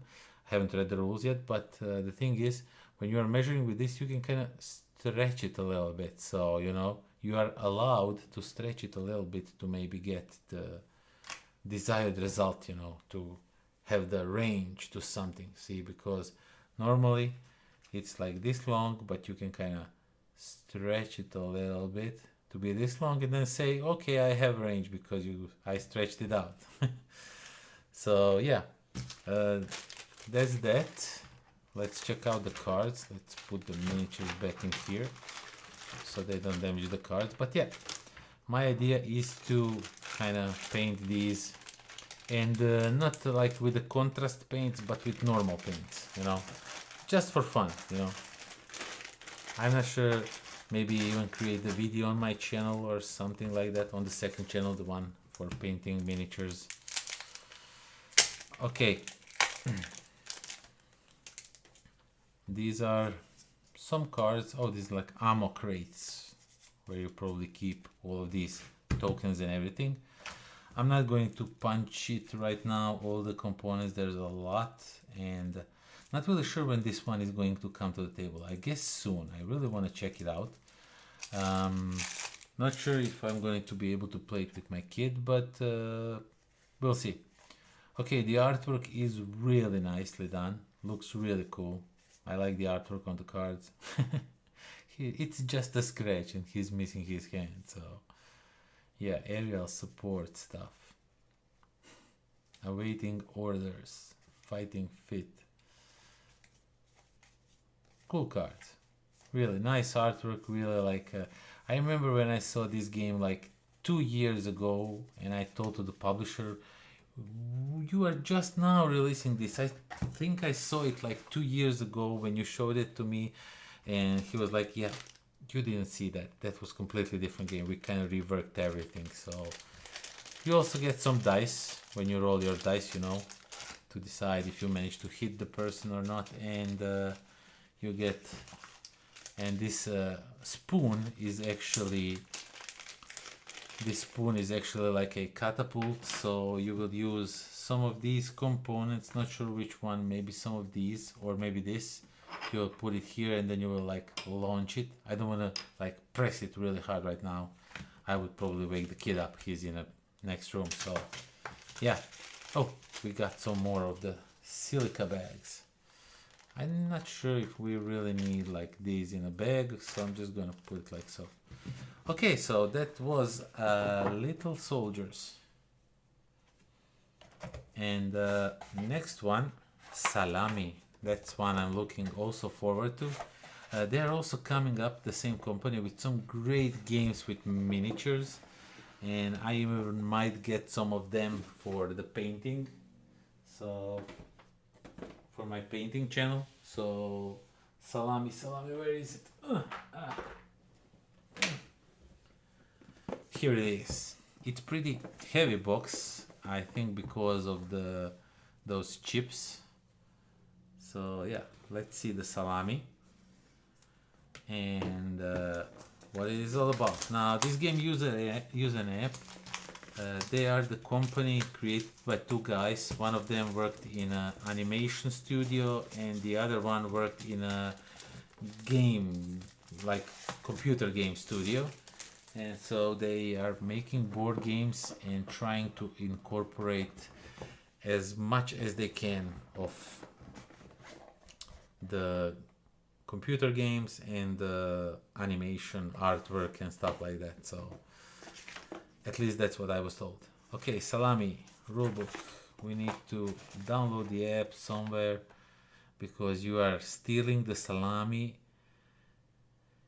To steal a slice, you must lift the salami cap, take the first slice token, put the salami cap back on top, put the stolen slice token away in your pouch. After each stolen slice, the adventurer can steal another slice, but doing so risks the return of the barkeeper, or pass on the knife by pressing the knife button on the application. This will name another adventurer. Okay, so that's how in general it works. You have this knife and yeah, let's punch it out because it looks really cool, like stab. So you have that and you are slicing the salami and you are stealing as much as you can before the bartender returns. So this is, I guess, the board. The salami will be here and you get a bunch of tokens.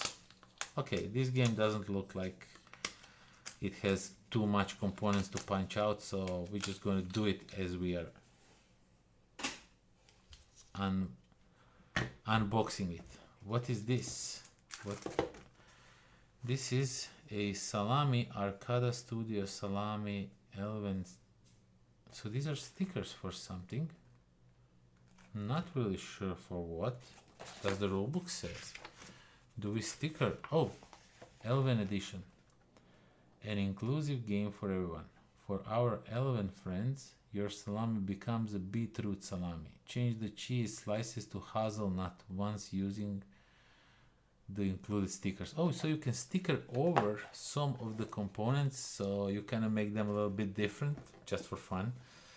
So that's cool. And when I said there is no that much components to punch out, suddenly board after board of the components is showing up. Oh, okay, don't go away anywhere. Bam, the salami. Let's just punch this one out. Okay.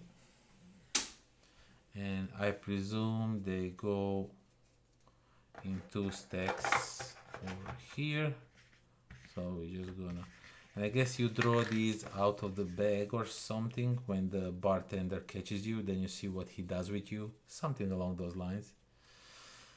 Yeah, let's take it like this. Okay, so you get a pretty huge amount of bags. There's like 1, 2, 3, I guess 6, 7 bags for 7 players, or I think this goes up to 8. No, it goes up to 6 players. But I got 1, 2, 3, 4, 5, 6. I guess I have 7 bags for 6 players. That's weird. But yeah, each player will get a bag and they will do something with the bag. And right now I have to figure out how to open this. I guess the knife will have to do it. I just don't want to, damage anything. Okay, so this could be very loud, so I'm going to do it very slowly.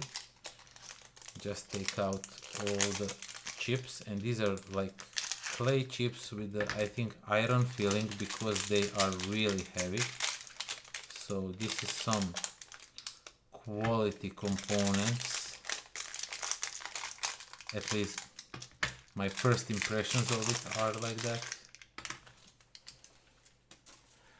So with these stickers, I should probably sticker over, what did I say, cheese. So yeah, this is the salami thing. And where is the cheese?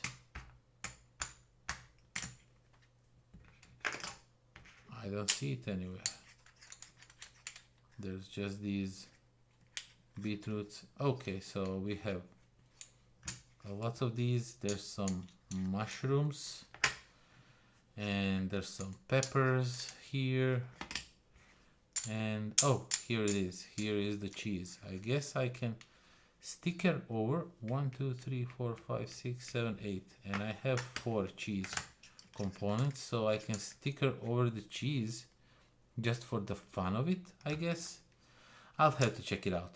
But yeah, this is the salami. Not sure how it plays. I know it used the app, and as I read really quickly, you are trying to steal the salami, and you can steal as much as you want, and you can risk it as much as you want, but you know, at the end you'll probably get caught. At least I am, because I know myself. I always like to push my luck more and more and more and more, and I know I should stop, and I just keep pushing my luck, and then I lose.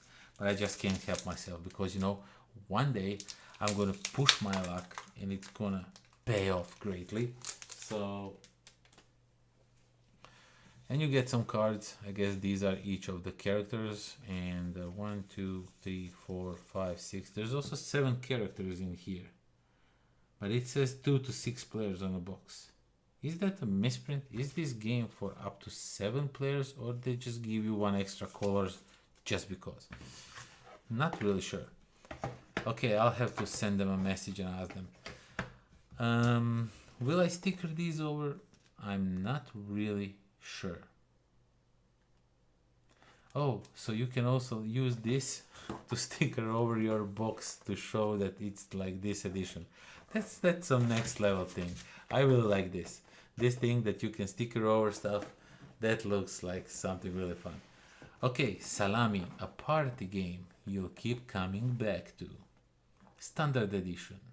There was a, I mean, this looks like a full-on, it says friendship 1%, gluttony 60%, treachery 100%, steal slices and avoid the innkeeper. So yeah, I like the production of this. Oh, so this is like customize your Salami Elven stickers included, play offline. The Salami app is free and multilingual. I like it that you don't have to be online to use the app, so I can take it on my tablet instead of my phone, because my tablet does not have the internet availability. Not because it's old or anything, just because it doesn't have. So yeah. Should I unbox next? What should I unbox next? We are live for 2 hours now. That's pretty good. I think I'm gonna do 1 more hour of just unboxing stuff if somebody stops by. And after that I'll probably shut down the stream. But I still am wondering why I don't see the normal window that I saw. Oh wait, I think I managed to somehow mess up everything. Am I still live? I think I am. I have a little bit of delay, so I guess I am. I wanted to like check something out, and I think I'm just gonna keep it as it is. I'm not going to mess up with it anymore. But I really wanna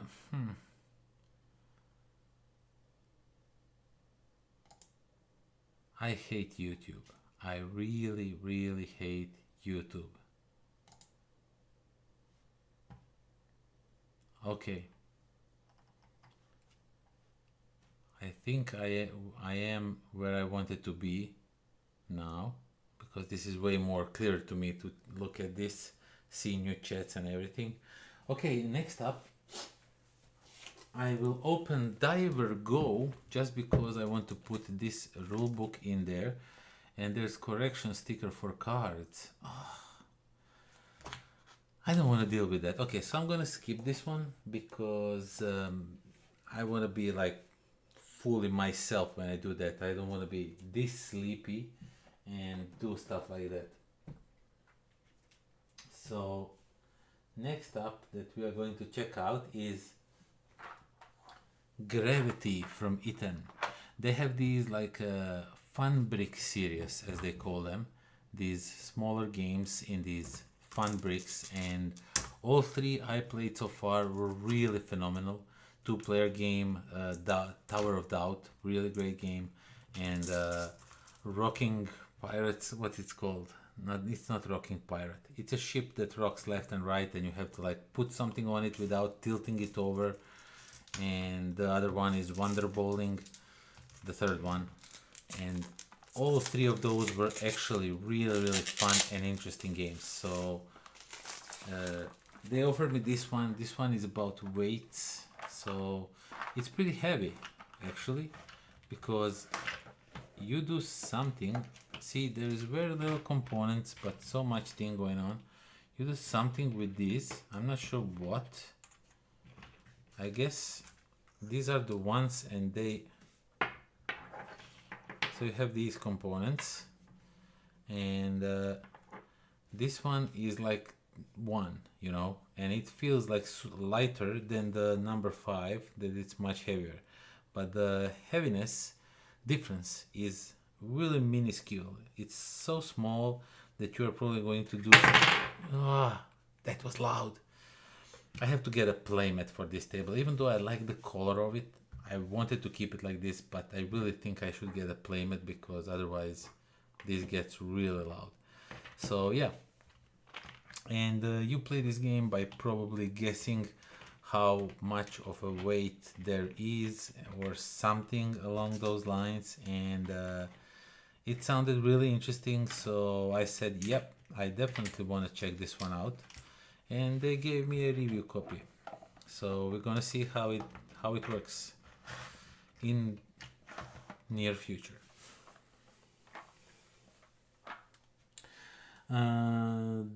I think I'm gonna go. Thanks for the stream. Bye bye. You go, my friend. I'm just gonna stream a little bit more, as I said. There is so many games we need to unbox, and oh, okay, this one doesn't have any stickers. We just need to replace the rulebook, so I'm gonna open Railroad Tiles next, just to check it out and see how they look, because I heard something that Daniel, that actually just went away, that he said about this game. So and I wanna see that for myself. Let's see. Okay, so we get some things that flower fields from them. It's really great game. So yeah, this one goes to the garbage. Okay, so this is the wrong rule book, and this is the right rule book. Let's see how many pages do we have. 10 pages. 10 pages. Okay, so this one goes to the garbage, and then this one goes to here, and we get a bunch of tiles, so many tiles. So this is basically a tile version of Railroad Inc., where you roll the dice and you draw on your board different pots, and over here you do that but with the tiles, and they have like gazillion different expansions for it. I haven't picked up any expansion. I wanted to check out if I like the game first, and then maybe commit to the expansions themselves. I heard some of them are really great, and some of them are like not that great, but yeah, it is what it is. Okay, you get a bunch of the trains components for, I guess, to put on your board as you collect them. And yeah, I will not punch all of these right now, but these look really nice. These look really, really nice. Right now, I am really interested in playing this one. So, really looking forward to trying this one out. Looks like a lot of fun. And we put the new rule book inside, and then we cover it up, and we unbox something else.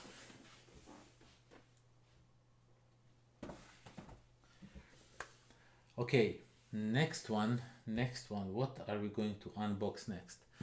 Let's go with the smaller one. Please don't burn my village. So let's check this one out. Let's see what it is all about.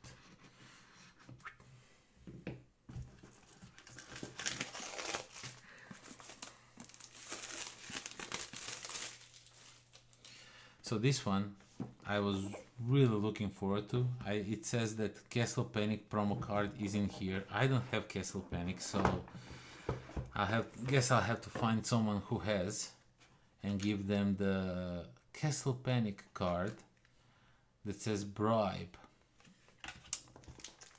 Okay, let's see. We have some components here. I guess you are bribing dragon, or maybe something along those lines with these components. And bring fun home, zoomies, and Castle Panic, big box, all kinds of different things. Join the fun, sign up for monthly newsletter. Okay, nothing of important. It can go into Garbaggio. Yeah, let's see. Introduction. This is really weird rulebook. Oh, it goes like this. Okay, so this is like super not complicated game. How many players is this? 2 to 5 players, 20 minutes. Sounds interesting. We'll have to see. Add an existing bribe if you have already bribed this type of treasure before. Okay. How to play looks really nothing complicated. Okay, let's see the components. So we get a board with some shiny finish. You are now going to probably be blinded by the lights and everything. So yeah, this dragon looks really like disinterested, like, please don't burn my village. And he's like, tell me why shouldn't I burn your village? Yeah, looks interesting. That's all I have to say, because I don't know how the game plays in the slightest. I just knew that I like the theme so much, and it sounded like a fun, more of like a party game, where you banter around the table with your friends, having laughs, while talking about how you bribe the dragon and stuff like that. So I just think this game brings good vibes around the table, and that's why I wanted to check it out.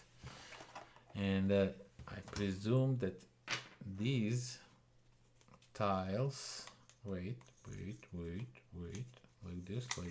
like this, and like this, and they go in here. So yeah, you get a bunch of cards and you add them to the loot, I presume, and whoever has the best loot, the dragon will not burn their village, and you somehow decide which of these loots. And there's like, I wanted to say 4 player aids, but these two were really like stuck together. So you get 5 player aids for 5 players, and you shuffle the cards and you just go. I think I just might bring this tomorrow at the gameplay night, just to try it out, because it looks really interesting. Okay, that was Please Don't Burn My Village. Let's see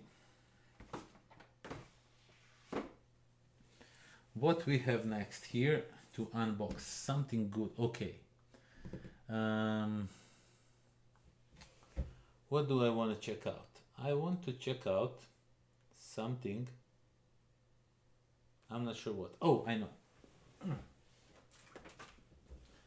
I want to check out this one. just because I want to put this promo inside so I don't lose it.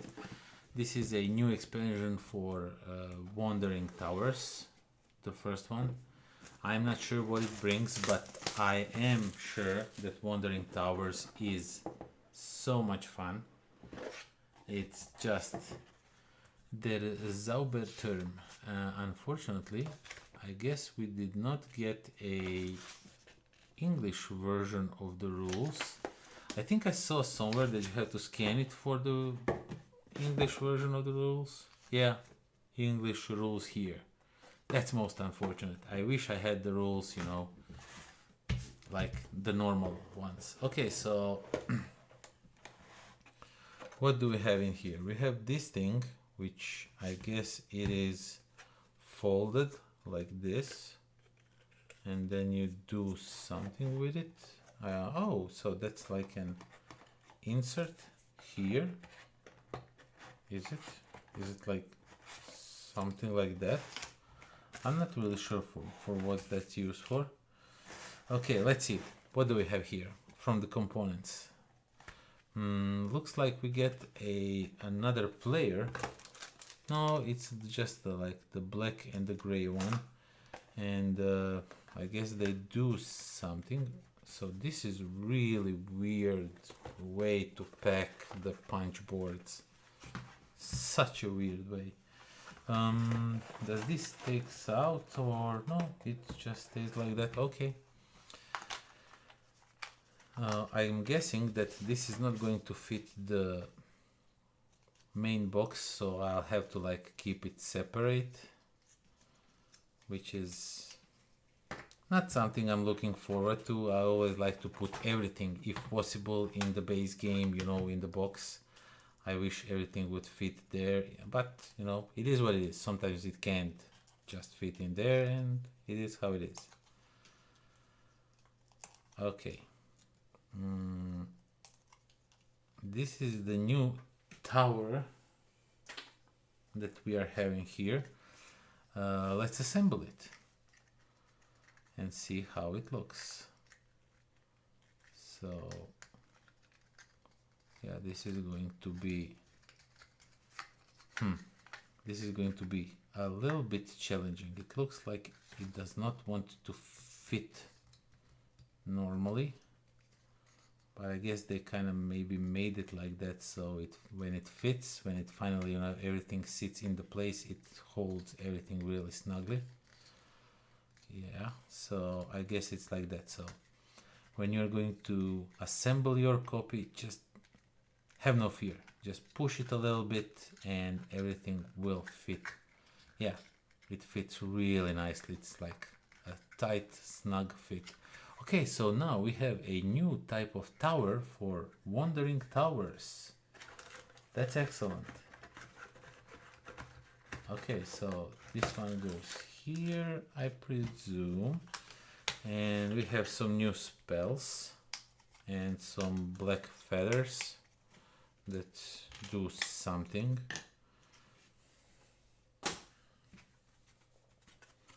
Oh, we got even some new roads. Wait a second. Oh no, that's is that the bottom of the tower? No, it's not. But there's some like punch boards going on here, and you can put something in here. Not sure what's going on. I guess I'll have to read the rules to understand why there is like holes in these tiles. And I think there should be 4 of these tiles to make the new map working, but I'm not gonna say that it is like that. I'm thinking that these are added to the map, but if you add them on the connections, you need 4 to still be able to get the full circle. You can't just add 2 and have the full circle. You would have to have like, at least that's what I'm thinking. Maybe I'm wrong. I guess I'm wrong. So my idea goes down the drain. Okay, so we get 2 of these. And let's see. We got a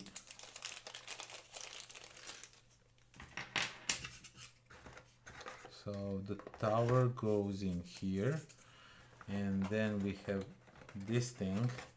This is the weirdest thing ever I saw, that you have to like assemble your own insert. So these things go here, all of the new spells. I'm thinking now maybe you don't use the new spells with this expansion, but just the old ones, who knows. And then this one goes here, and I guess this one goes like this, something like that.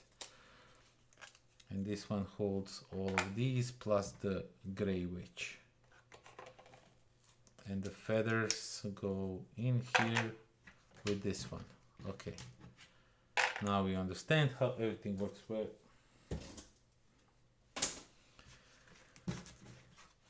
I'm not really sure. This does not look like an extra player because it only has one of the meeples. You know, usually each of you have more than few meeples.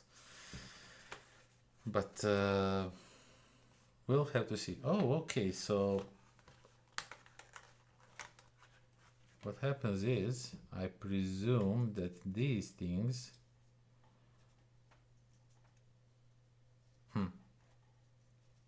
are these the ones that go in here somehow.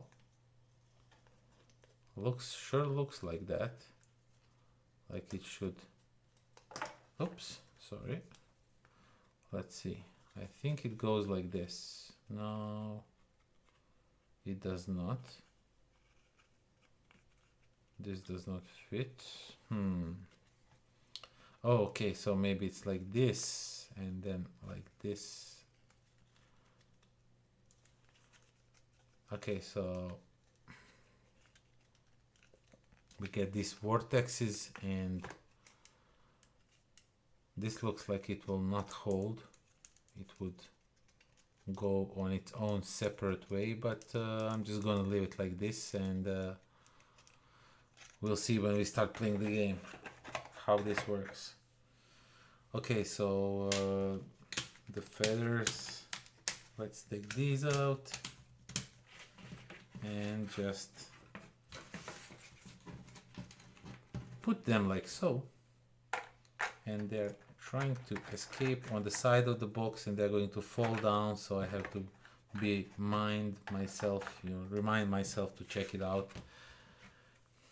But you get a lot of these feathers. That's not everything fits really nicely in this box. I don't like how everything is not fitting. Like the box of the main game works way better than this one. I'll definitely try and figure out if I can cram all of these in the base game box. Okay, some more of these. And one more of these, and then this can go to the garbage. Okay, so this thing happens to go like this. Yeah, I was a bit confused. So it goes like this, and then we put it like so, and like, okay. And that's that. That's some kind of like a wellspring or something. Maybe it goes like this. It goes way better in a box like this. Okay. And we have a promo that let someone skip a turn. Ooh, that's something that I never like in games. For the setup and use of the magic spell, the general rules for magic spell. I'm sorry, I'm really sleepy, but I still want to open all these games. Mirek is also going to sleep. Have a fun, goodbye. And Marniau just joined us. Good evening to you too. If you use this magic spell, you may let another person skip a turn. To do this, place the spell in front of a person who is skipping when each person does this. Oh my god. So you can use this for just one bottle to make a player skip a turn. I don't like this.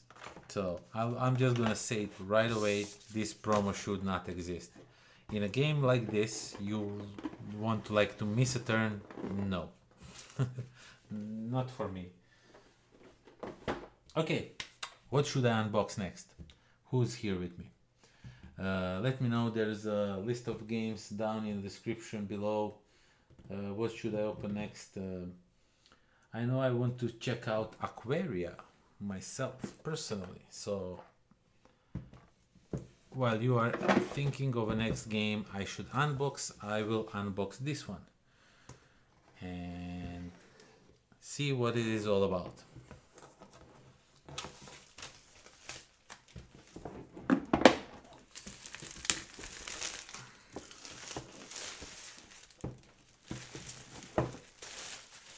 I think there's some assembling needed with this one. So yeah, it looks like it's damaged, you know, the font and everything, but it's just how it is, the font. Okay, let's see, what do we have in here? We get some dice, some wooden components, some more wooden components, even more wooden components. We get some cards in a baggie already, which is awesome. And we get more bags, and yeah, we have some dialers to assemble. So let's assemble some dials. And there's some stickers. Oh my god. Okay, maybe we should not do that, because right now I am feeling very, very sleepy, and I am not up for the, you know, stickering and making errors. So I'm just gonna go and rummage through the components, see what we have. So, and then I'm going to assemble it when I will be ready to play it, you know, that way I will not mess anything up. Right now I think I'm really ready to mess things up, so I don't want to do that. Okay, let's see. So we have, so each player has its own aquarium board that unfolds and everything, and this is like the main board, I presume. Yeah, and it unboxed itself easily. That's nice, you know, so that means there will be no damage, it just unfolds easily. And yeah, basically these are all like player components, things.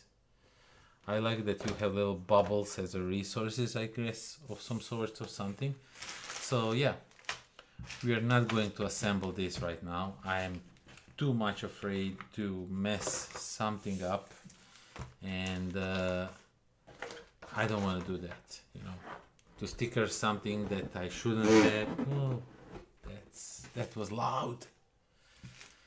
And I have to be like semi quiet, because the family is sleeping in the room behind me. Okay, so let's move this aside.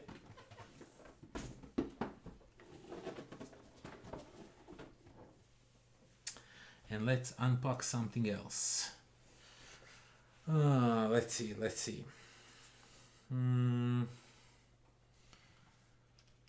Did you do Diver Go and Curse expansion? I did not do Diver Go because it said that I'm just gonna open it, but I got the errata and I thought it was just the rulebook to replace, but I also have to sticker some cards, so that's why I didn't open it up. But I will just open it up to show the components, but I will not do any of these because I am way too tired to sticker anything on any card right now, you know. I'm afraid just that I would probably mess it up, so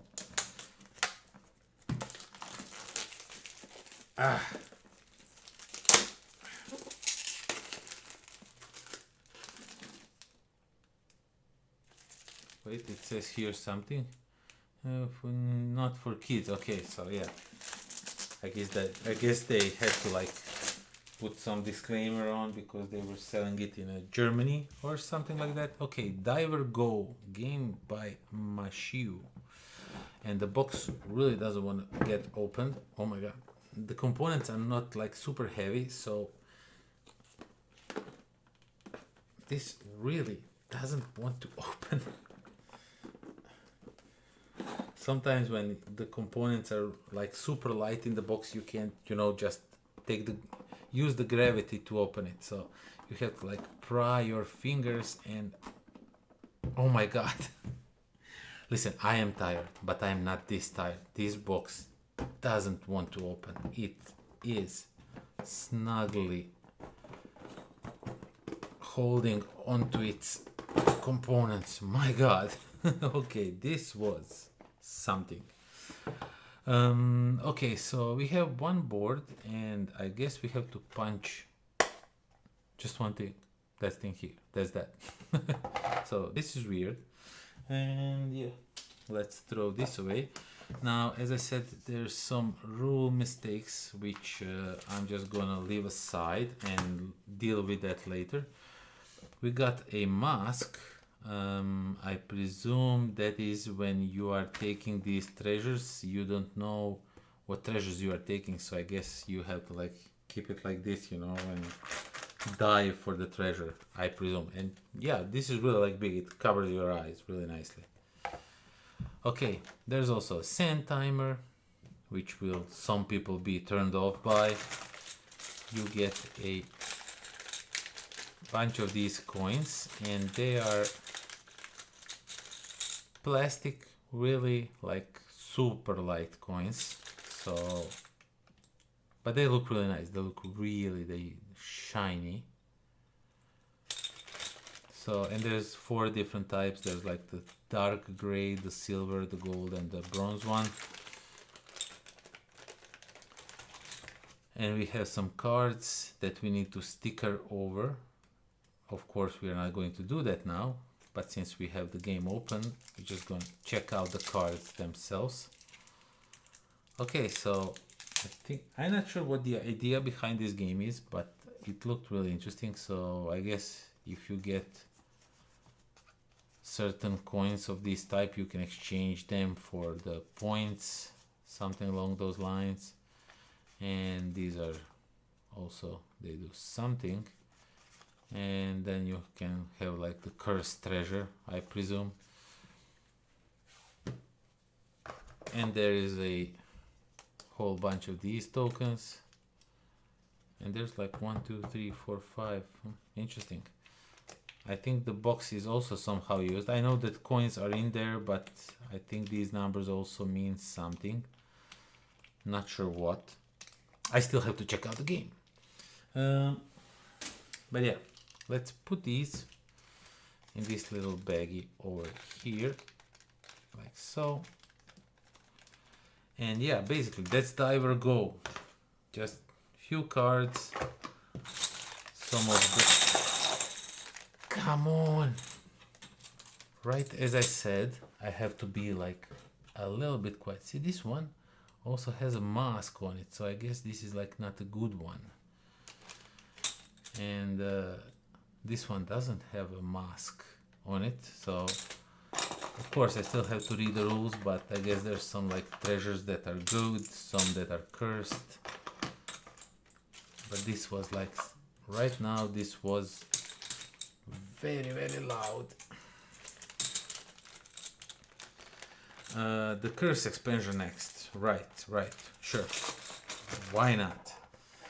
Okay, the curse expansion next, and I'm just gonna throw all of these in here and mildly cover the box because I would not be able to open it later. Okay, curse expansion. It's right back there.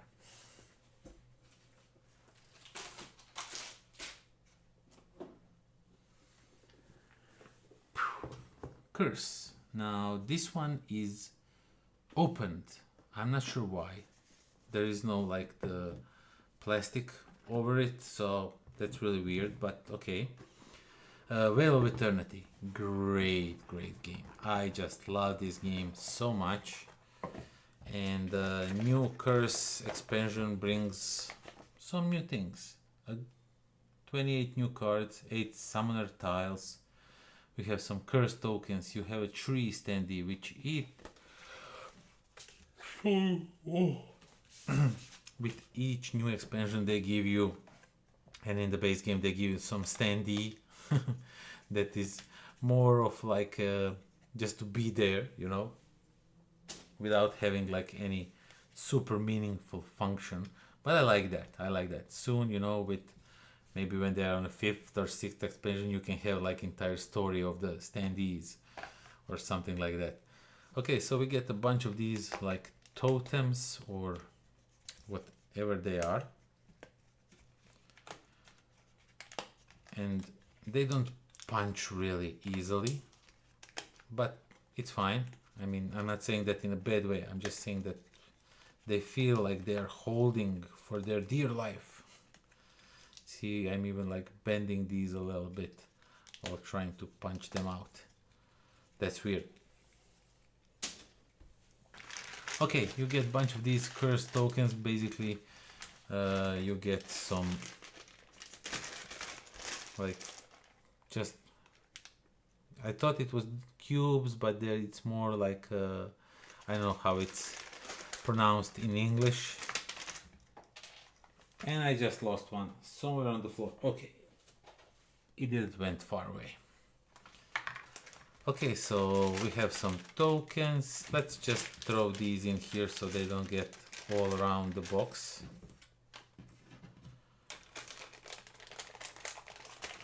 We get these, wait, summoner cards, and we get these cards. Okay, so we have summoner cards, or tiles we should say, because these are the cardboard, like thick cardboard tiles. I guess you get one of these, you get some special abilities going on, something. Mend A or earn 1. And they have 2 different sides to them. That's interesting. I guess they work in different ways. Not sure, not really sure. I know, I just, you know, I see the Veil of Eternity expansion, I'm automatically interested. I don't need to like see what it is all about. I will see it when I'm gonna play it, you know. So let's open the cards. Let's see how the cards look, how the new creatures that you can catch look in this game. Okay, so we have you can keep 1 more stone. That's really nice. Earn 4 once. Wow. They're mostly tied to the new components. They work well with the new components and stuff, but the artwork is still looking great. I just love the artwork for this game. You get some cursed tokens, I presume, and then you do something with them. Yeah. Looks really cool. Discard the card from your hand and earn 1, 1, 1, 3, 1, 6, and an 8 points. Well, this is really cool when you play it. And if you can get it to your hand, play it again, you can get yourself a lot of points. So, yeah, really nicely looking cards. Nice looking creatures. Can't wait to try this one out. So that was Veil of Eternity Curse. Curse. Okay. Ugh. What should we check out next? I want to dive into THEBAI, but I think it's just too much. I want to check out the smaller ones. Oh, I know what I want to check out. Underwater cities. Someone mentioned that one. And let's... because I really want to see what... it's data era, as they say. I want to see what they bring with the new expansion. As I said... how about Borealis and Bohemians? As soon as I take this one out. This one is for me. So yeah. These blue domes. Blue is my favorite color, so. And this look really cool. So you have new type of domes, the blue ones. Not sure what they do, how they do, but I just know that that's the new stuff we get. And we get a bunch of these blue ones that are like data centers, and I'm not sure if these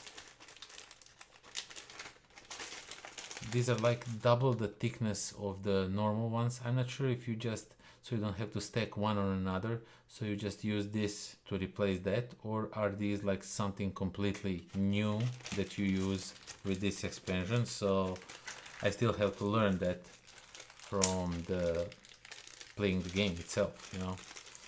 And let's see the cards. Okay, consistent artwork with the previous expansion and the base game. So yeah, looks really nice. Some of new of these like goals that you can work toward too, and okay, yeah, regular cards. We're just not going to put them in a bag, no need. And you get four, I guess, four new, because the data era brings new stuff. So I guess you get new player sheets that explain you how everything works, because now there's a new resource called data, I presume.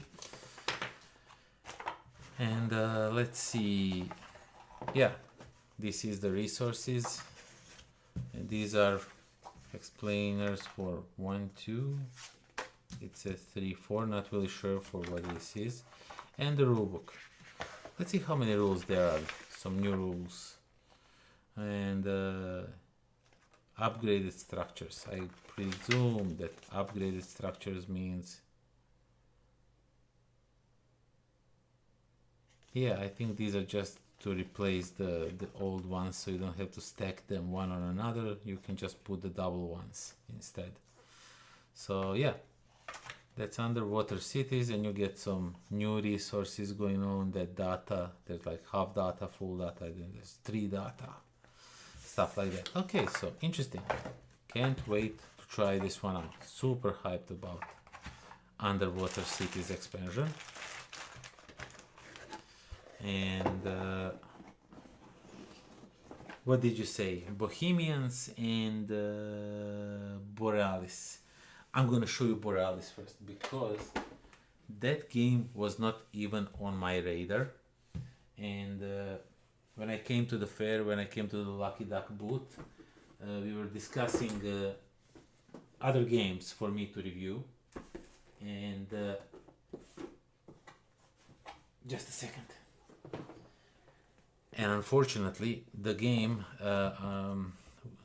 Captain, we are sinking, or our ship is sinking, something along those lines is the name of the game. And it looked really interesting, like, you know, like those of, you know, fun games that you have around the table at the end of the night of the gameplay and stuff like that. And they were like, it's not there. So it didn't arrive. They had some issues that the game was not present at the fair, unfortunately. But he told me, why don't you check out Borealis? And while we were speaking, I was like, okay, give me like a quick showdown of Borealis.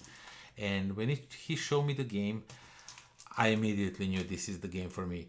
Just because it has that system of rewarding you for planning ahead. When you do an action and it changes with another action that moves something that gives you some points, that also changes with another thing over here that also gives you some points, and the way the workers move around the board is pretty cool and interesting. So when he started explaining it, he automatically had me. When I understood that game can like reward you in a ton of different ways, that's something that really caught my attention. I had We're Sinking and the expansion on my wishlist as well. So, oh, I'm kicking stuff around. So bummed they did not have it. Yeah, We Are Sinking, that was the name of the game. And the expansion. I also wanted to check that one. It sounds like a silly game. So yeah, rulebook, a bunch of components, like these are, I think, your extra points that you can earn throughout the game. And these are the boards. Why are there so many boards? I was sure there was only like one board or something like. Okay, so there's many boards in here, and the thing is, you will be moving your people around here.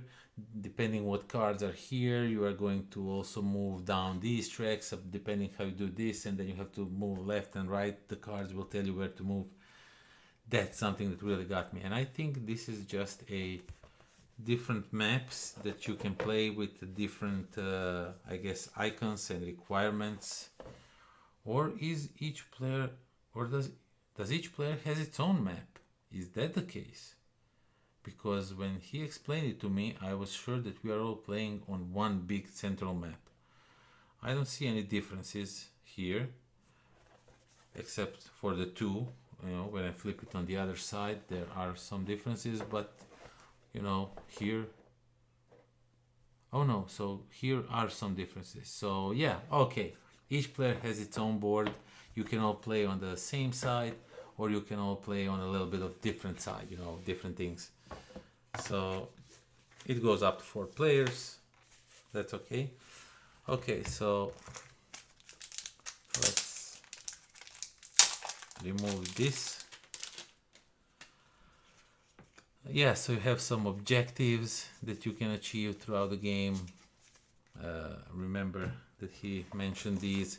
Yeah, but these cards, this is what's actually really interesting to me, how it plays. As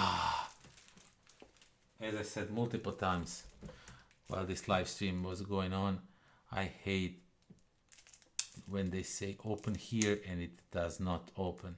This is the biggest lie ever. See, it just doesn't want to open.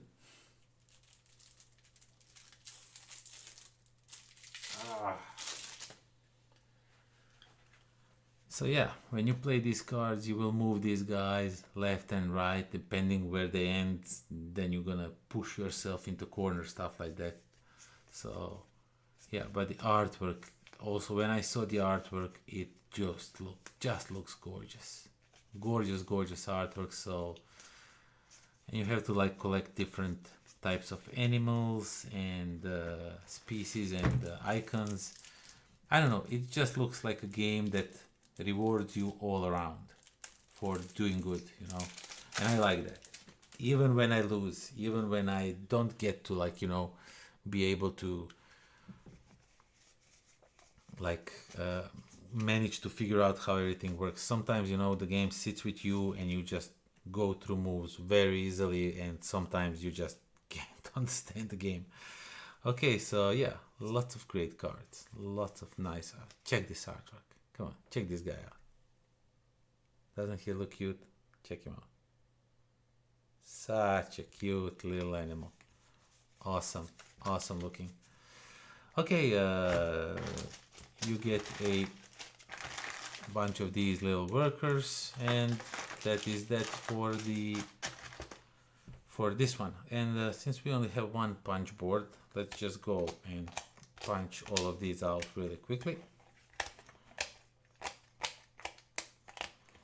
And since we have some extra baggies over here, let's throw them in.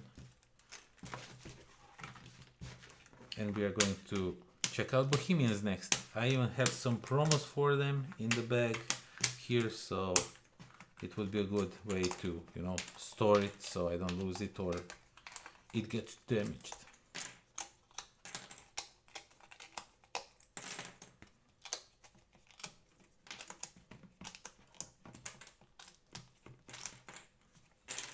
Okay.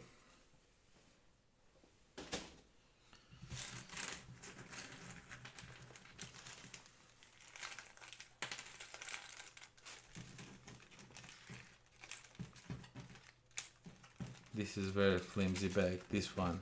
It's so thin, it's like a paper thin. Even though I saw now that there is some bags in here, but really doesn't matter, I'm gonna attend to that later. Really looking forward to trying this one. Really looking forward to it. So, Borealis. Next one, what did you say? Bohemians. Let's check out Bohemians because the artwork for the Bohemians looks absolutely gorgeous. If I can find it, I'm not sure where the game is. It was here just a minute ago. Oh, it's here.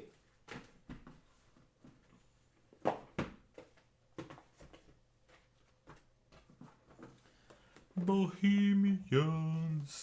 Let's check out Bohemians.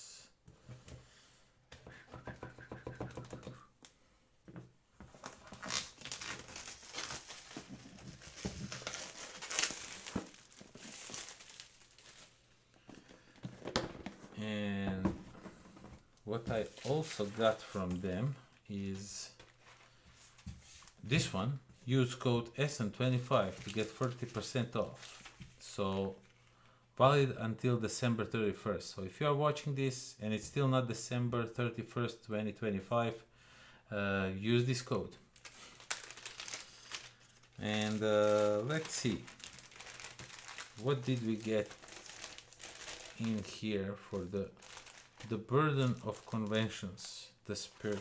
What is this? What is this? I like this big plastic bag. I'm gonna find some use for it somewhere. So, win condition, lose condition. Is this like a solo rule or what? And you get some cards.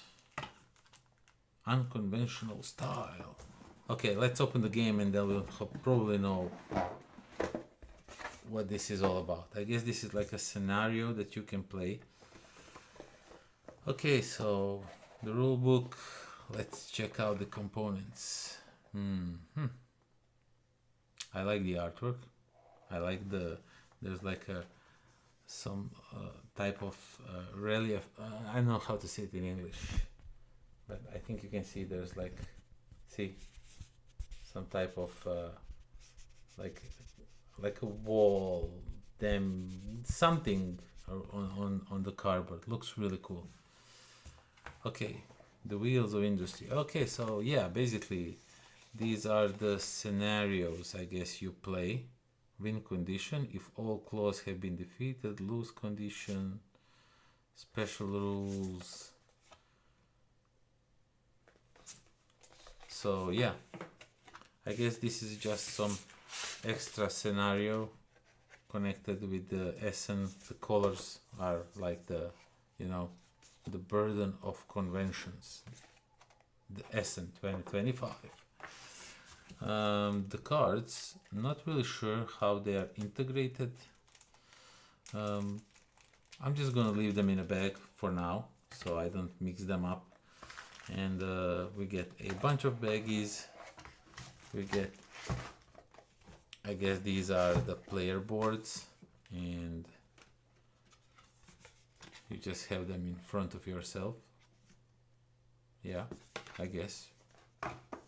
That's that. Cool. Let's check out the artwork on the cards.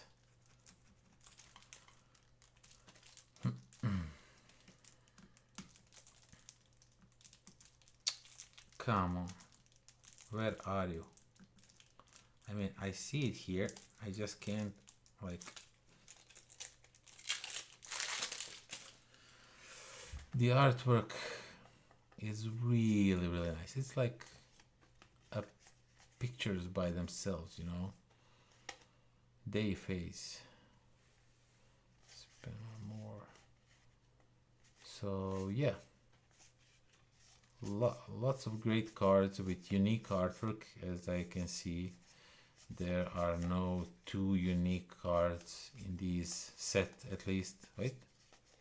And as soon as I said that, there's 4 of these. Okay, so yeah, but yeah, there's a lot of different cards in here. I like that. I like the variety. Of course, who doesn't, you know? So, yeah, a bunch of cards in here. Let's check out the second stack of cards, if I'm able to find where it opens.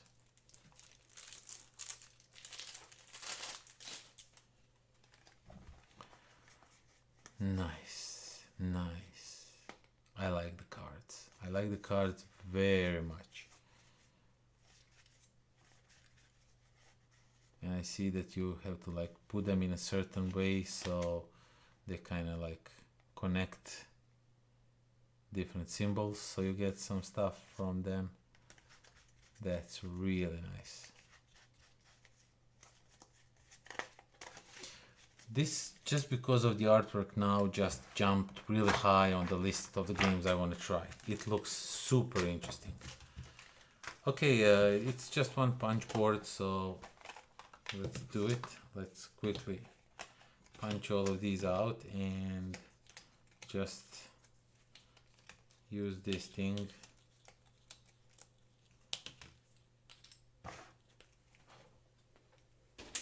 Use this smaller bag to pack all of these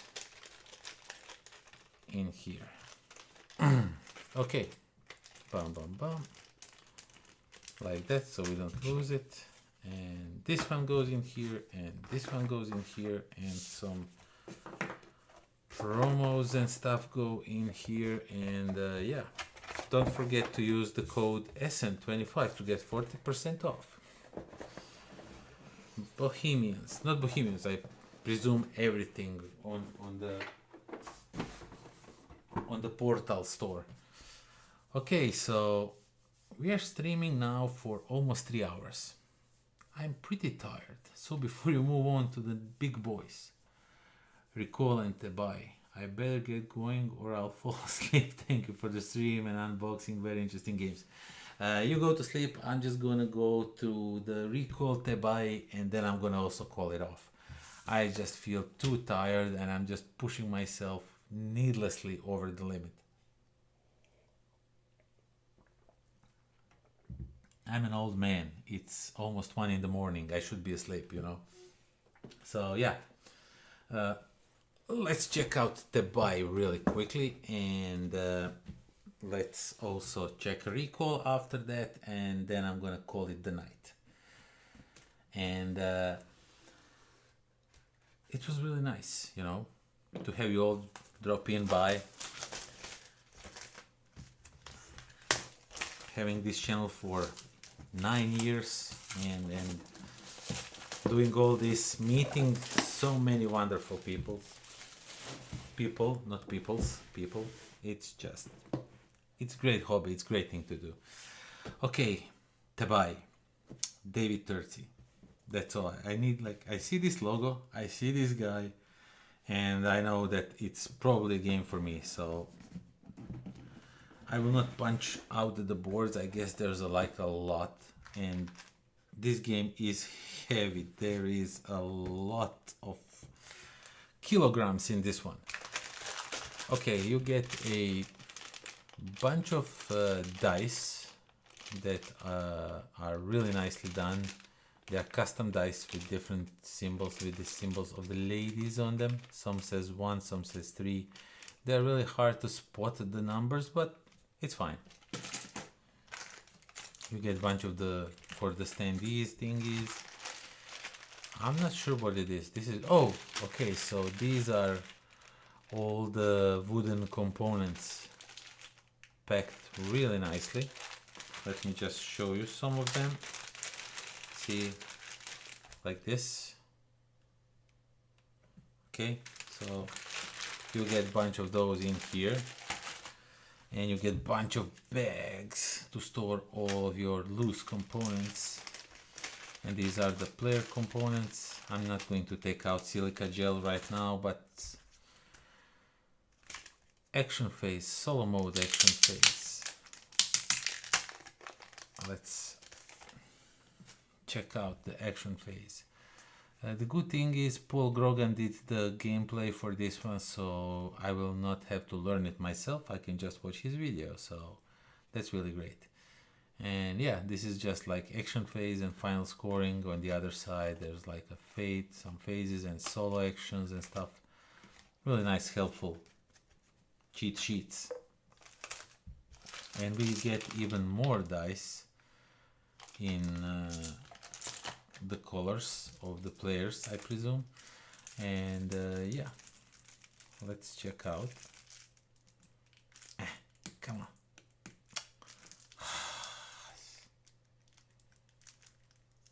they really make these so hard to open. This is like the biggest lie ever. Just pull here and open. You see how many times, you saw how many times this night I had trouble opening these packs. Okay, so we get a bunch of cards, wait, on this side, and they tell us something. And I have no clue what they are telling us. I like this, how this guy is like yelling, like, hello. And yeah, I have no clue what these cards do since I haven't played the game yet. I don't understand what it does, so I'm not gonna even try and pretend, you know, to know what they are doing. But let's see these cards also, just to show you a little bit of how the cards look and everything.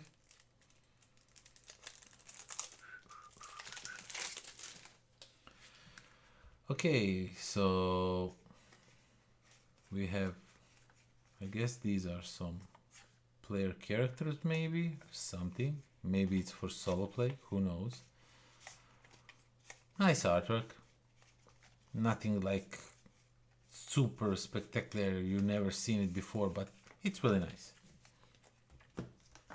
And then what we have is solo rulebook, which I will probably skip because when the solo rules have 6-7 pages of rules, I kind of get scared, to be honest. I get scared.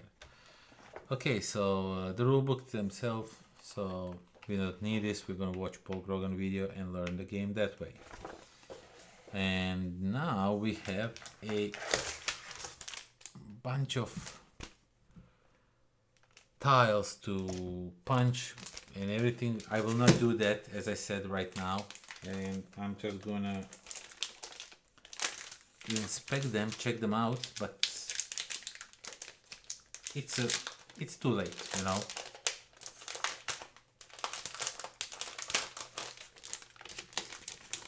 Let's just take these out. So yeah, I mean, I can punch this one out because basically I just do this, it's punched, you know. Okay, so we get a bunch of cool components.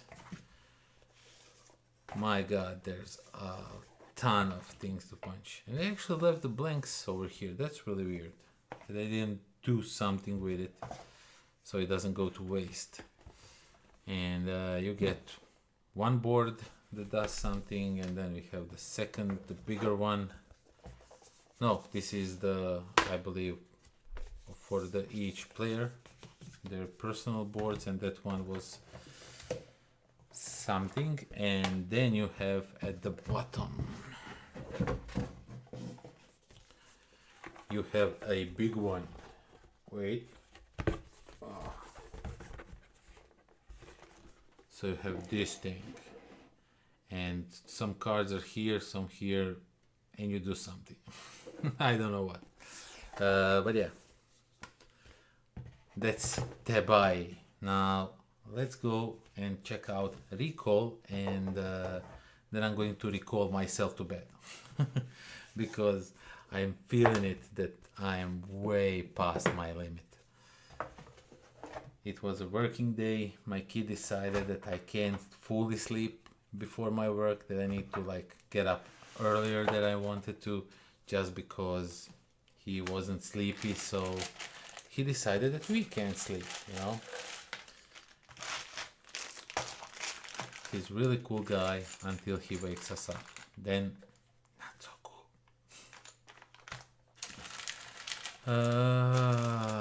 Let's move these things around and put it like so and like so. THEBAI.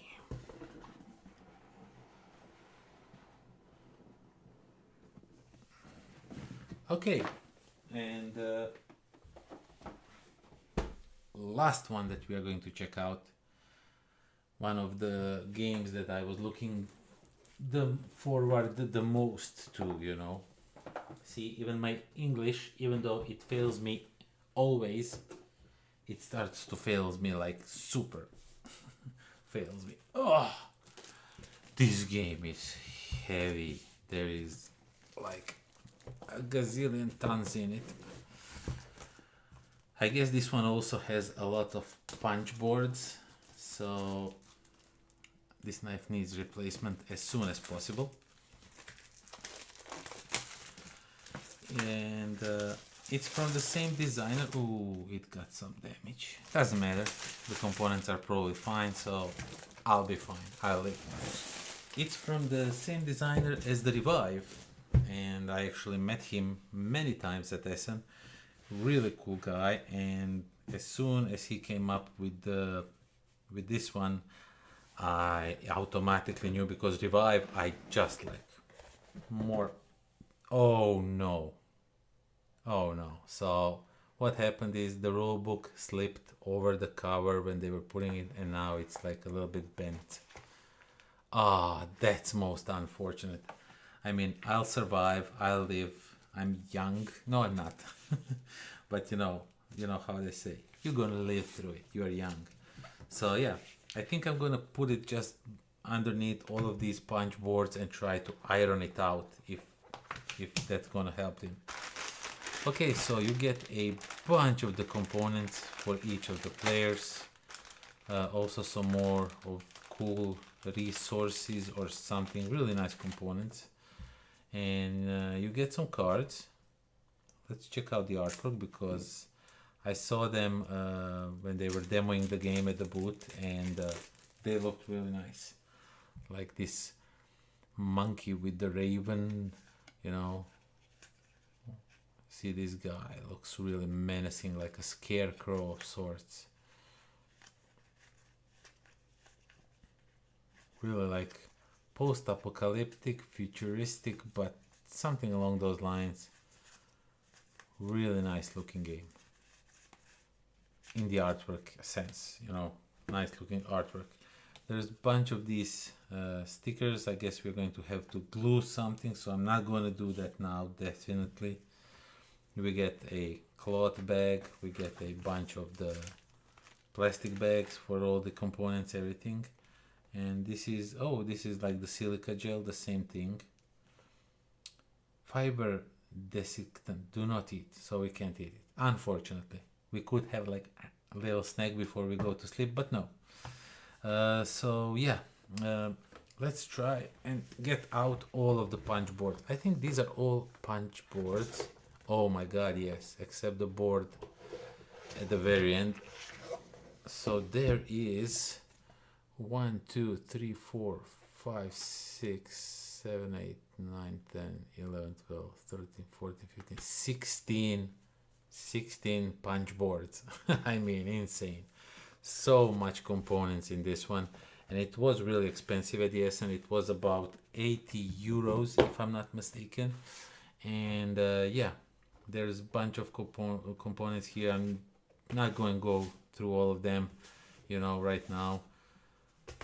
Each player gets some of these. Okay, so there's some even empty ones. And these are the tiles that you are going to be exploring throughout the game and all that. But our main goal right now is to... Let me show you the board. The board looks really nice. And I mean, check out the bottom of the box. Just absolutely stunningly gorgeous. So I asked the design. Oh, they also did the same thing as they did with the Revive. Like they have on the back of the board, really nice big picture. Let me try and show it to you. I mean, you could easily put this on a wall. How great it looks. Let me now try and flip it around without damaging it. Okay. This board is like a table hog. I could never... This basically almost takes my entire table. So yeah, that's the board. Nicely looking board. I asked the designer how similar it is to Revive, because it's like a spiritual successor. Because to be honest, it looks pretty much like the Revive and everything. And he told me, he swear to me that it's completely different gameplay. Like, do I really need to have both? And in that sense, I asked him, and he said they're pretty different games. So I believed him. Okay, so we're just gonna put everything back in here like so, just so we can try and flat out that rule book. And we are going to sticker everything and punch everything out once we are ready to play the game. But for now, we're going to keep it like that. Okay, that was recall. I was pretty quick with it because I want to go to sleep. So yeah, basically that is that. Thank you all very much. Let me just wait, just let me do it like this. Yeah, that's me. Thank you all very much for stopping by in the chat, saying hi, you know, keeping me busy. I wish I would stream this, I would do stuff like this more often, you know, stream, but it's, I don't know, maybe I'll do it. It's just really hard. I really want to like do live stream gameplays and stuff like that, but finding some free time besides when it's this late, you know, usually I just want to go to sleep. If it's day outside, I can't film. Like my son would probably just barge in and ask me why I speak in English and all that. So yeah, I wish I would do this more often, you know, hang out with you, and I'm going to try that in the future, but I can't promise anything. So yeah, I've been doing this for 9 years, and I hope I will be doing it at least 9 years more. It's just been so many fun doing all this, and yeah, that is that. Thank you all for watching. Thank you for subscribing. Thank you for keeping me company, for all your gifts in the chat and all that. And until next time, pozdrav.